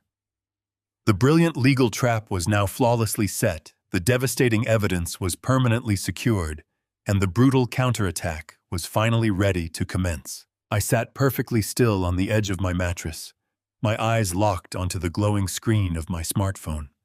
The digital feed from my home office was a silent witness to the absolute destruction of my family. I watched as Cameron finished forging my signature on the final page of the initial stack. He dropped the black ballpoint pen onto the oak desk, his shoulders heaving as he let out a ragged, trembling breath. He looked up at Valerie, expecting a moment of relief, a brief pause to process the massive felony they had just committed together. But Valerie was not finished. Her eyes were burning with a terrifying manic energy that the grayscale camera lens captured with chilling clarity. She did not reach for the forged Chicago property deeds to pack them away. Instead, she reached deep into her oversized designer handbag and pulled out a thick, heavy manila folder. She slammed it down onto the center of my desk. "What is that?" Cameron asked, his voice shaking with a mixture of exhaustion and raw fear. "I thought we were completely finished. I thought we had everything we needed." Valerie let out a sharp, breathless laugh that echoed through the tiny speaker of my phone. It was a sound devoid of any warmth or humanity. It was the sound of pure, unadulterated greed. "You think far too small, Cameron," she whispered, her voice dripping with venomous ambition. $5 million will save your kneecaps from being shattered on Friday. But what happens on Monday? We are completely broke. Your brilliant tech startup was nothing more than a pathetic, hollow front. You took every single dollar of our venture capital funding and recklessly gambled it away on highly illegal, completely unregulated cryptocurrency trading platforms. You lost absolutely everything. You owe $5 million to a deeply violent criminal syndicate of loan sharks, and you literally do not have a single penny left to your name. She opened the thick manila folder and began rapidly spreading the contents across the smooth wooden surface of my desk. If your father had not generously written that massive $150,000 check to completely cover the costs of our extravagant luxury wedding last year, everyone in the city would have immediately known that you were entirely bankrupt, she spat. Simply paying off your violent loan sharks does not secure our future. We are going to take absolutely everything to ensure we never struggle again. Even through the digital feed, I could clearly recognize the documents she scattered across the desk. They were high-resolution aerial photographs of the sprawling green valleys and the towering timber lodge. They were detailed geological surveys and comprehensive property tax assessments. It was the complete, highly confidential portfolio for the Colorado Ranch, the private sanctuary I had purchased with Caroline decades ago. "How did you get those?" Cameron stammered, stepping back from the desk, as if the papers were physically burning him. "Dad keeps the Colorado files locked in a separate vault at his commercial bank. He never brings them to this house." Valerie smiled, a predatory lifting of her lips that made my stomach aggressively churn. "I got them directly from the source," she hissed triumphantly. "When your mother passed away, I knew she had a massive separate estate. 3 months ago, I took a very quiet, highly discreet trip out to rural Colorado. It turns out that a severely underpaid, deeply disgruntled county clerk is incredibly willing to bypass privacy laws and pull sealed estate documents if you slide $10,000 in untraceable cash across a dark table." She picked up a dense document and waved it aggressively. "The county clerk gave me the most recent, fully updated commercial appraisal. The land, the timber rights, and the luxury lodge are not worth a couple of $1 million, Cameron. The entire estate was recently appraised at exactly $25 million in liquid market value. $25 million of untraceable prime real estate sitting absolutely free and clear of any mortgages." I gripped the edge of my mattress so incredibly hard my fingers ached. The sheer, terrifying scope of her malicious invasion was utterly staggering. They were not trying to put me in a home for my health. They were aggressively trying to liquidate my entire life to save Cameron from having his legs permanently broken by dangerous criminals. Cameron stared at the appraisal document, his mouth hanging open in absolute shock. $25 million, he whispered, the raw fear in his voice momentarily replaced by a sickening, desperate awe. "But we cannot legally touch the Colorado Ranch. The deed transfers for out-of-state property take weeks to process through the court systems. The syndicate deadline is this Friday. We will be dead before the state of Colorado even registers the paperwork." Valerie rolled her eyes, slamming the appraisal document back onto the desk. "That is exactly why the Chicago quitclaim deed was nothing more than a brilliant, noisy distraction," she sneered, pointing to the original stack of papers they had tried to force upon me in the kitchen yesterday. "I never actually cared about this suburban house. I knew your stubborn, arrogant father would aggressively fight me over the deed to this property. I deliberately threw it in his face to make him angry, to make him distracted, and to make him highly emotional. I needed him to focus entirely on defending this pathetic house so he would never see the real weapon coming." She reached into the manila folder one final time and pulled out a single neatly printed legal document. It was not a property deed. It was not a bank transfer request. It was something infinitely more dangerous and fundamentally destructive. "This," Valerie declared, her voice trembling with dark, victorious excitement, "is a comprehensive medical and durable power of attorney. It grants me, as your legally appointed wife and his trusted daughter-in-law, absolute, unquestionable, and immediate total control over every single medical decision, financial account, and legal asset in his entire portfolio. The moment the doctors at the Oakwood Psychiatric Facility officially declare him mentally incompetent and severely suffering from advanced dementia on Tuesday morning, this incredibly powerful document becomes instantly active. I will literally own him, Cameron. I will possess the absolute legal authority to bypass any blind trust, liquidate any out-of-state property, and empty every single bank account he possesses without needing a single additional signature from anyone." She grabbed the heavy, customized metal notary stamp from the desk. She pressed it deeply into the black ink pad, completely soaking the raised brass lettering. "We file this immediately on Monday morning," she whispered.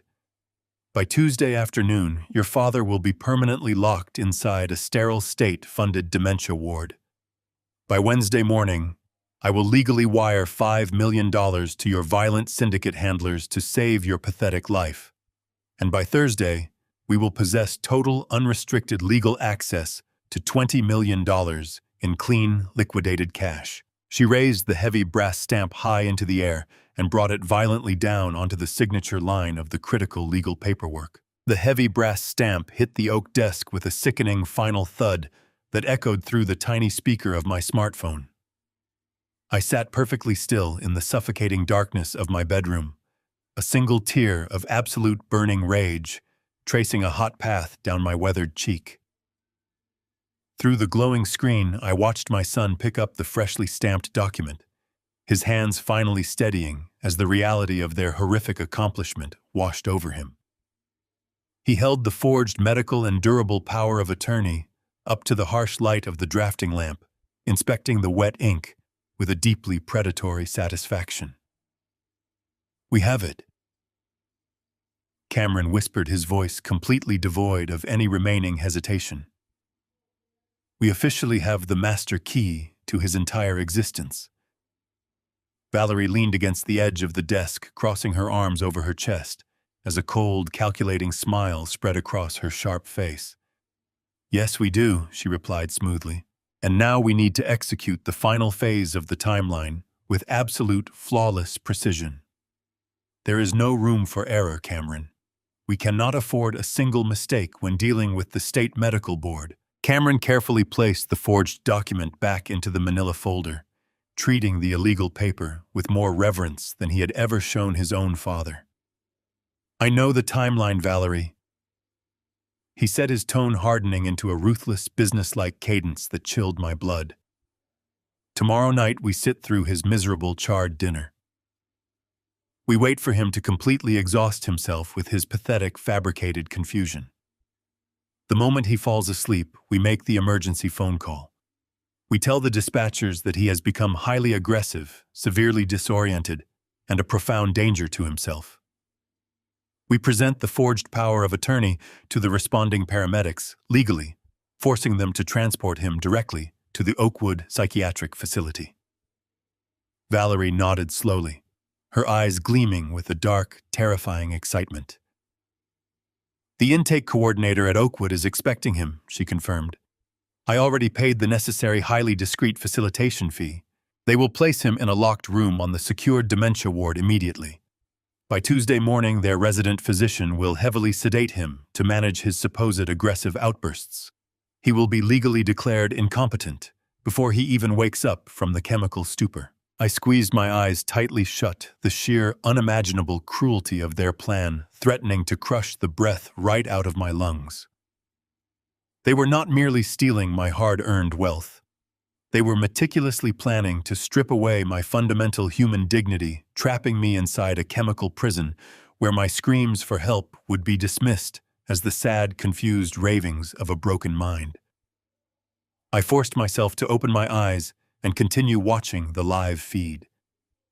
I needed to hear every single detail of their dark, twisted conspiracy.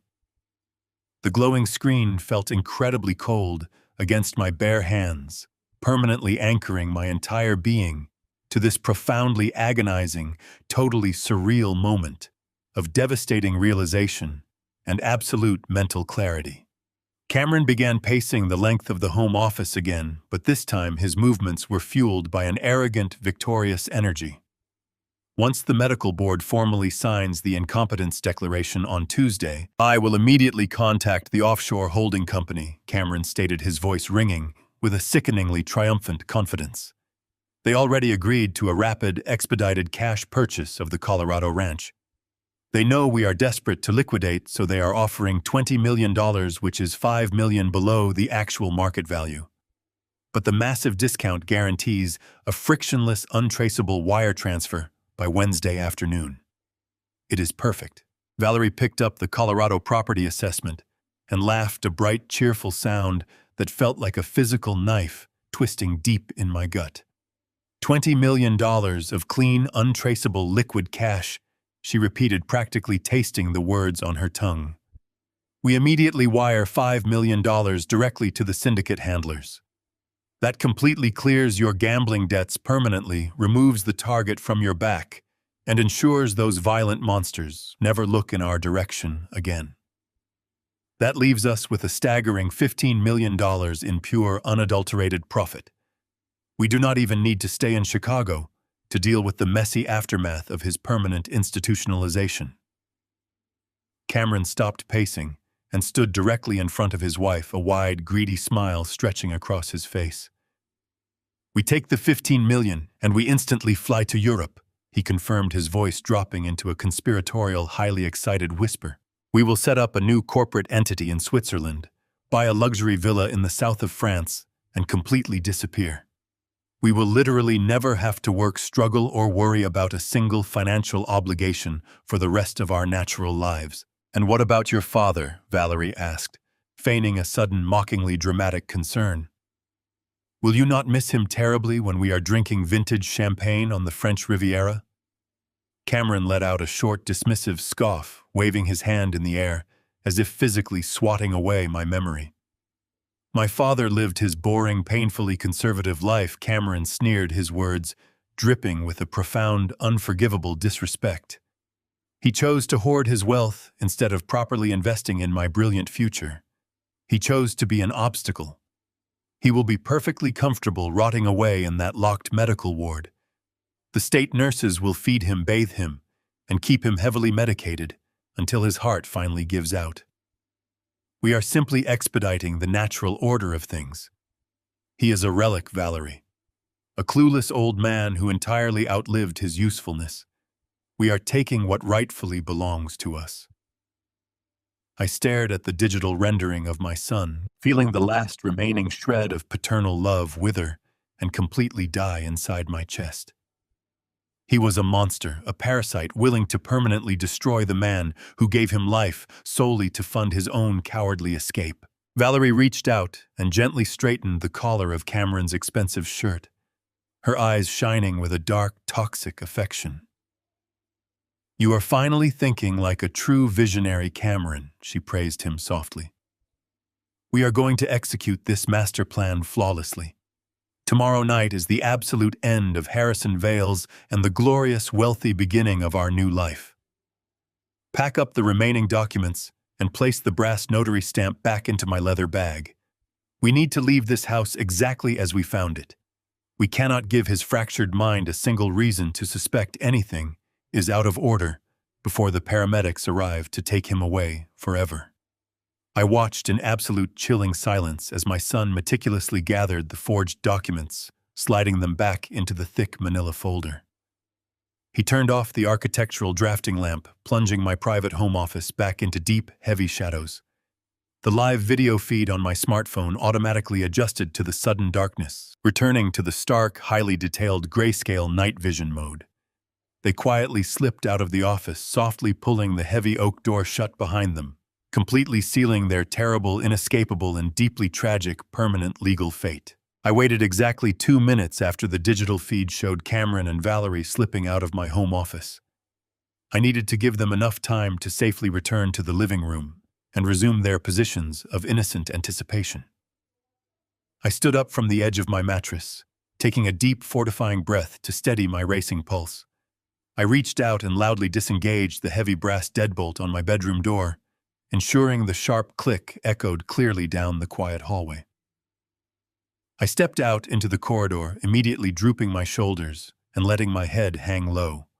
I vigorously rubbed my eyes with the back of my hand, deliberately messing up my hair to complete the illusion of a man who had just been jolted awake from a deep, disorienting sleep.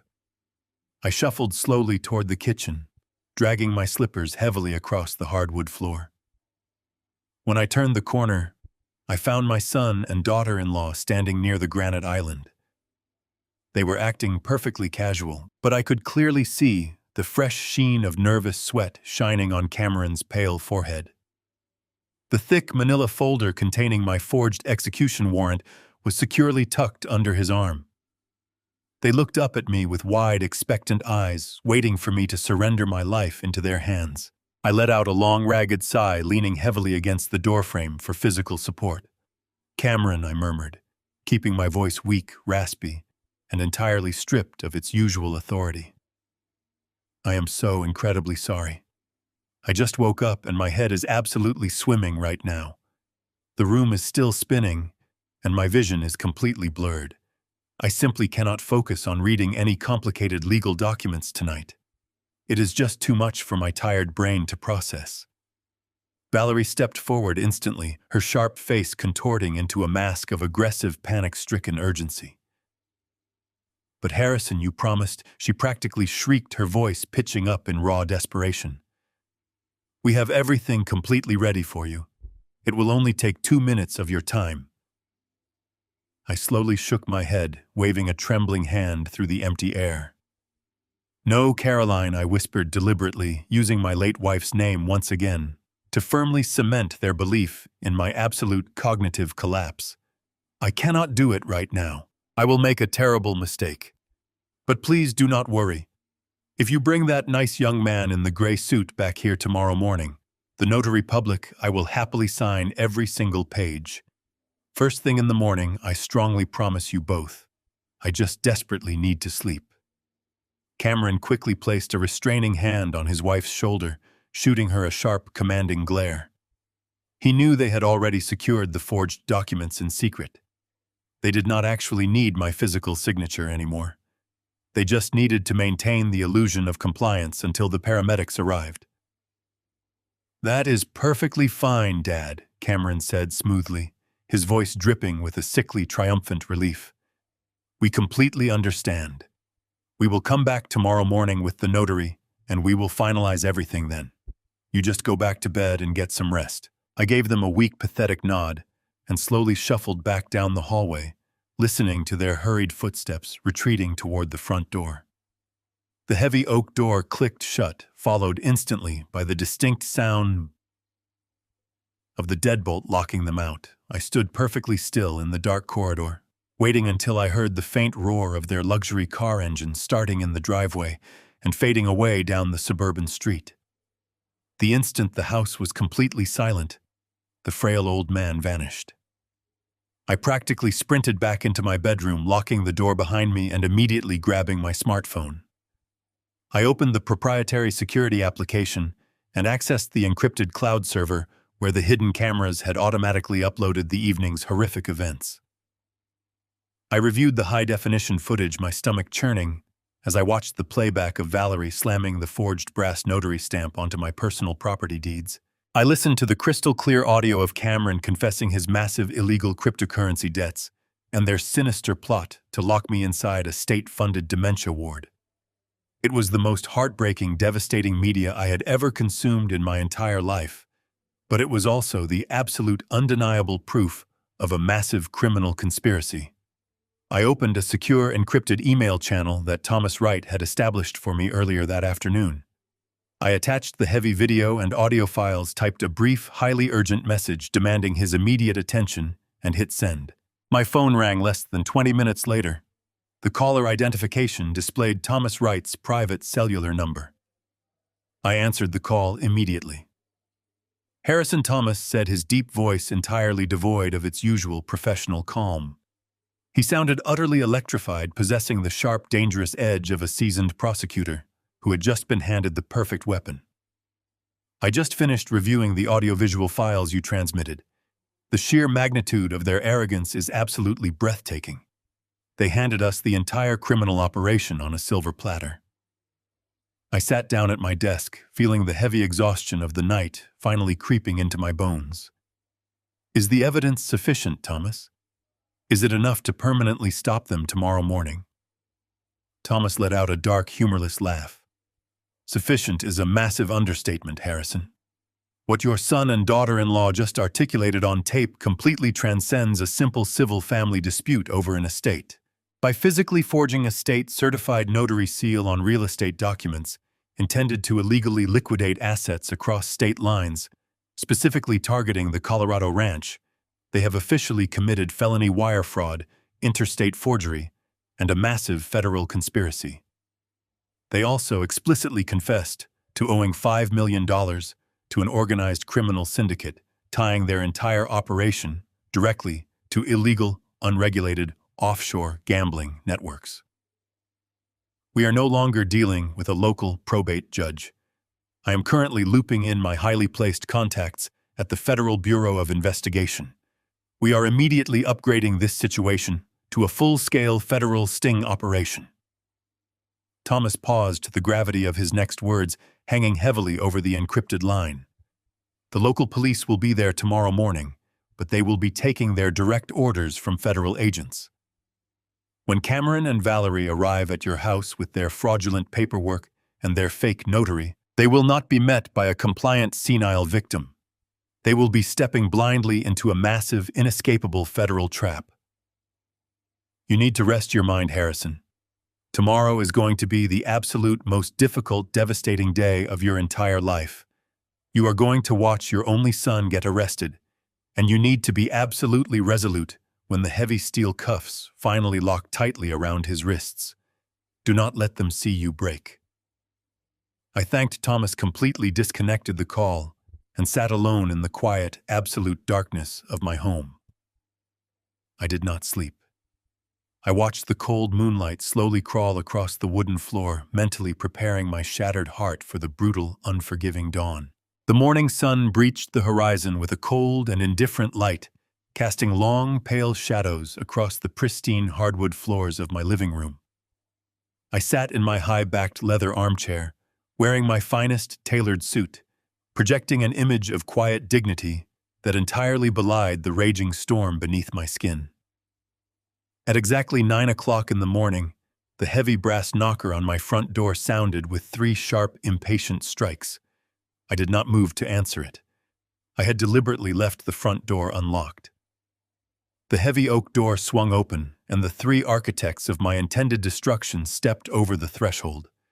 Cameron led the way, attempting to project an aura of confident authority, but his rigid posture betrayed his immense internal terror. Valerie followed closely behind him, her face pulled into a tight, sickeningly sweet mask of manufactured concern. Trailing them was the severe-looking man in the cheap gray suit, clutching his leather briefcase tightly against his chest. He was the fraudulent notary public, the hired criminal brought in to legitimize their devastating theft. They walked into the living room, completely oblivious to the fact that they were stepping directly into a flawlessly constructed, inescapable federal trap. Cameron and Valerie sat down together on the plush velvet sofa directly across from my armchair, while the fake notary remained standing stiffly near the entryway. Valerie wasted absolutely no time. She unclasped her oversized designer handbag and pulled out the thick, meticulously organized stack of legal documents. She slid the heavy pile of paper across the smooth glass surface of the coffee table, stopping exactly in front of me. She placed a heavy gold-plated ballpoint pen right next to the documents, flashing me a brilliant, predatory smile. "Good morning, Harrison," she said, her voice dripping with a poisonous, condescending sweetness. "We know you are terribly exhausted today, so we brought the notary back, just like we promised. We just need you to quickly sign the bottom of these pages so we can finally get all of your medical and financial affairs properly organized. It will only take 2 minutes, and then you can go right back to sleep and rest your tired mind." I stared at the top sheet of paper. It was the forged medical and durable power of attorney, the exact same document I had watched her violently stamp in my hidden camera footage just hours ago. I slowly reached out with a trembling hand, perfectly mimicking the frail, confused old man they desperately needed me to be. I picked up the gold ballpoint pen, feeling its solid weight between my fingers. I hovered the tip of the ink pen just a fraction of an inch above the designated signature line. The silence in the living room became incredibly dense, thick with a suffocating, greedy anticipation. I deliberately dragged the moment out, letting the agonizing seconds stretch into eternity. I slowly raised my eyes and looked directly at my only son. Cameron was staring intensely at the tip of the pen, holding his breath completely. Large, glistening beads of cold sweat were rapidly forming along his hairline, threatening to roll down his pale, terrified face.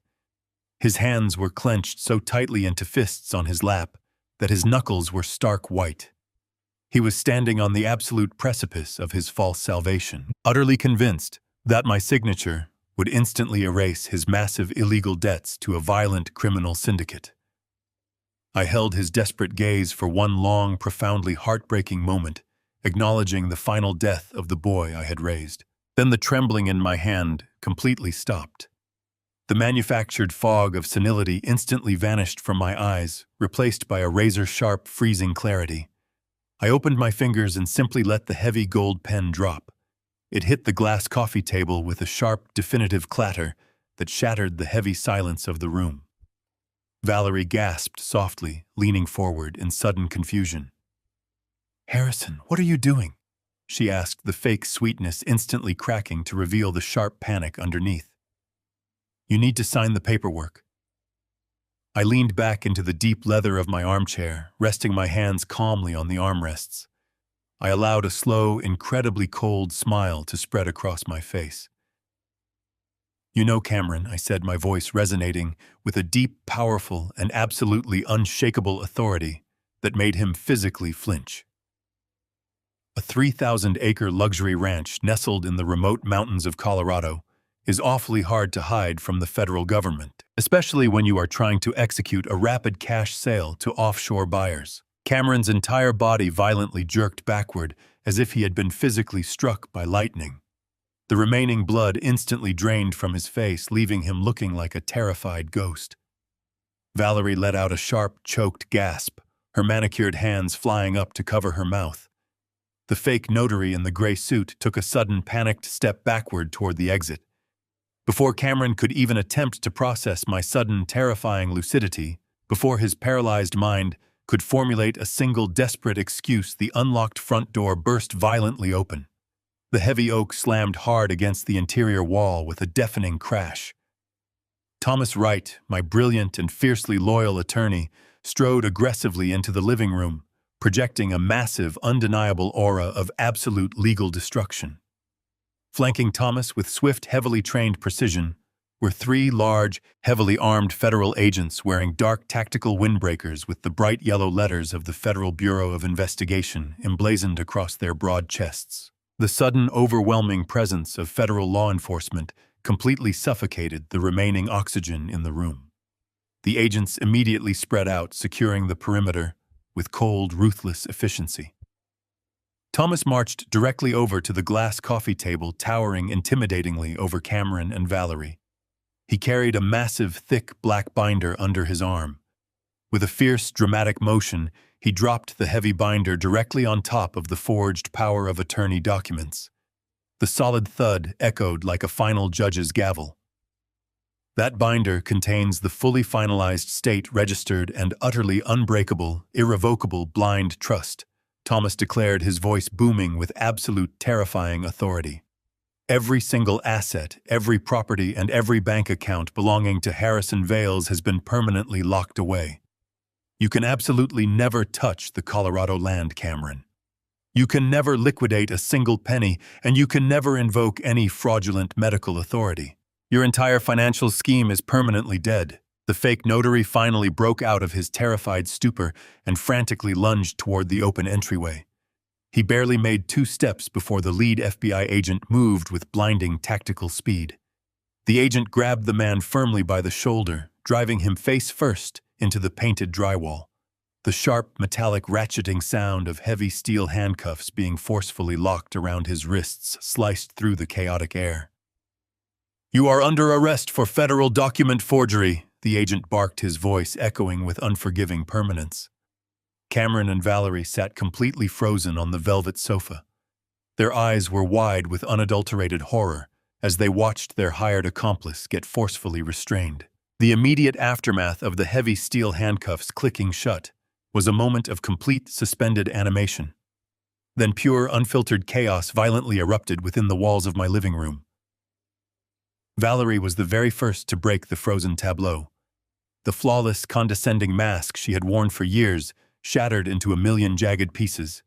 She leaped up from the velvet sofa, stumbling over her own expensive designer heels as she frantically backed away from the glass coffee table. She pointed a trembling finger directly at my son, her voice escalating into a piercing, hysterical shriek that echoed off the high ceilings.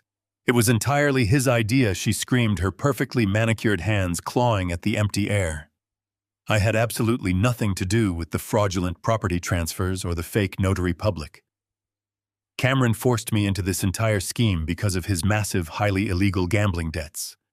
I am completely innocent in this matter. He told me that his violent syndicate handlers were going to torture him if we did not steal the estate money by Friday. The federal agents did not even blink at her frantic, desperate performance. One of the agents smoothly stepped forward, securely grasping Valerie by the upper arm and firmly guiding her hands behind her back. As the cold metal cuffs locked tightly around her wrists, her piercing screams dissolved into ugly, heavy mascara-stained sobs. She continued to violently thrash against the agent, desperately trying to throw her own husband under the federal bus to save her own skin. Cameron did not even look at his wife. He was completely paralyzed, staring blankly at the massive black binder sitting heavily on the glass table. The physical manifestation of the irrevocable blind trust had utterly destroyed his singular escape route. As a second federal agent moved swiftly toward him, Cameron's knees simply buckled. He collapsed heavily onto the expensive hardwood floor, landing right at my feet. The arrogant, dismissive young man who had confidently planned to lock me inside a sterile dementia ward was entirely gone. In his place was a terrified, weeping child staring up at me with wide, bloodshot eyes. "Dad! Please, you have to stop them!" Cameron begged, his voice cracking into a pathetic, high-pitched whine. His hands reached out, desperately grabbing at the tailored fabric of my suit trousers. "You cannot let them take me to a federal prison. You heard the audio recordings. You know exactly what the criminal syndicate is capable of doing to me. If I am locked inside a cell, those violent loan sharks will easily find a way to have me murdered. They have connections everywhere inside the penal system. I am your only son. You have to legally drop these federal charges and protect me from them." I sat perfectly still in my high-backed leather armchair, looking down at the broken, sobbing man kneeling on the floor. I felt absolutely nothing. The deep well of paternal love that had driven me to fund his luxurious life, to protect him from his own failures, and to blindly trust his intentions was completely dry. My expression turned to solid stone. I did not pull my leg away from his desperate grasp. I simply looked into his terrified eyes and allowed the freezing, absolute truth of his own actions to finally crush him. "You wanted to put me in a locked facility to save your own skin," I said quietly, my voice resonating with a cold, hollow finality that made him physically recoil. "You planned to chemically sedate me and leave me to rot in a medicated stupor for the rest of my natural life. The federal penitentiary will offer you the exact same security you so generously planned for me. Enjoy the concrete walls, son." Cameron let out a raw, devastating wail as the federal agent forcefully hauled him up from the hardwood floor. I sat in silence and watched with cold detachment as they dragged my son and my daughter-in-law out of my home. Their desperate pleas and furious accusations faded into the cool morning air, replaced by the definitive slamming of heavy cruiser doors and the wail of police sirens. Thomas Wright stayed behind, silently packing up his legal briefcase. He placed a comforting hand on my shoulder, nodded once, and quietly let himself out. I was finally alone. I walked through the empty rooms of the Chicago house, feeling the profound ghosts of my past slowly fading away. I packed a single modest suitcase. I walked out the front door and locked the heavy brass deadbolt for the very last time. I never returned to that suburban house. Within a week, I relocated permanently to the breathtaking snow-capped mountains of Colorado. The sprawling $25 million ranch that my son had so desperately tried to steal became my absolute salvation. But I did not keep the sprawling 3,000 acres isolated for my own private enjoyment. I utilized the vast, untouched land to build an active, fully funded agricultural retreat specifically designed for at-risk youth. I transformed the luxury timber lodge into a bustling educational center, teaching young, troubled boys the fundamental values of hard labor, personal integrity, and structural engineering. I dedicated my remaining years to mentoring young men who had been abandoned by the world boys, who actually wanted to build a lasting legacy with their own two hands, rather than coldly scheming to steal one. As I watched these young men cultivate the earth and construct new barns across the rolling green valleys, The profound, agonizing pain of my son's betrayal slowly began to heal. I had lost my biological family to the absolute poison of unadulterated greed, but in the crisp, clean air of the Colorado mountains, I purposefully built an entirely new family, grounded in unwavering respect and genuine earned loyalty. The deep shadows of the past could no longer reach me. The bitter winter of betrayal had completely melted away, leaving behind a vibrant, flourishing spring. I stood on the porch of the Grand Timber Lodge, looking out over the majestic mountains, knowing that my true legacy was completely secure and deeply cherished. The breathtaking view was a daily reminder that authentic love is truly earned, not blindly inherited. The hardest truth to swallow as a parent is that the blood in someone's veins does not guarantee the loyalty in their heart. We spend our entire lives sacrificing, building, and providing blindly, hoping that our children will honor that effort. But greed is a poison that corrupts even the deepest family bonds. Never ignore the red flags just because they come from someone you love. Trust your instincts, protect your assets, and remember that true family is defined by respect, not by an inheritance. You owe absolutely nothing to those who view your precious life merely as their payday. If this story resonated with you, please hit the like button and subscribe to the channel. Have you ever discovered a shocking betrayal within your own family? How did you handle it?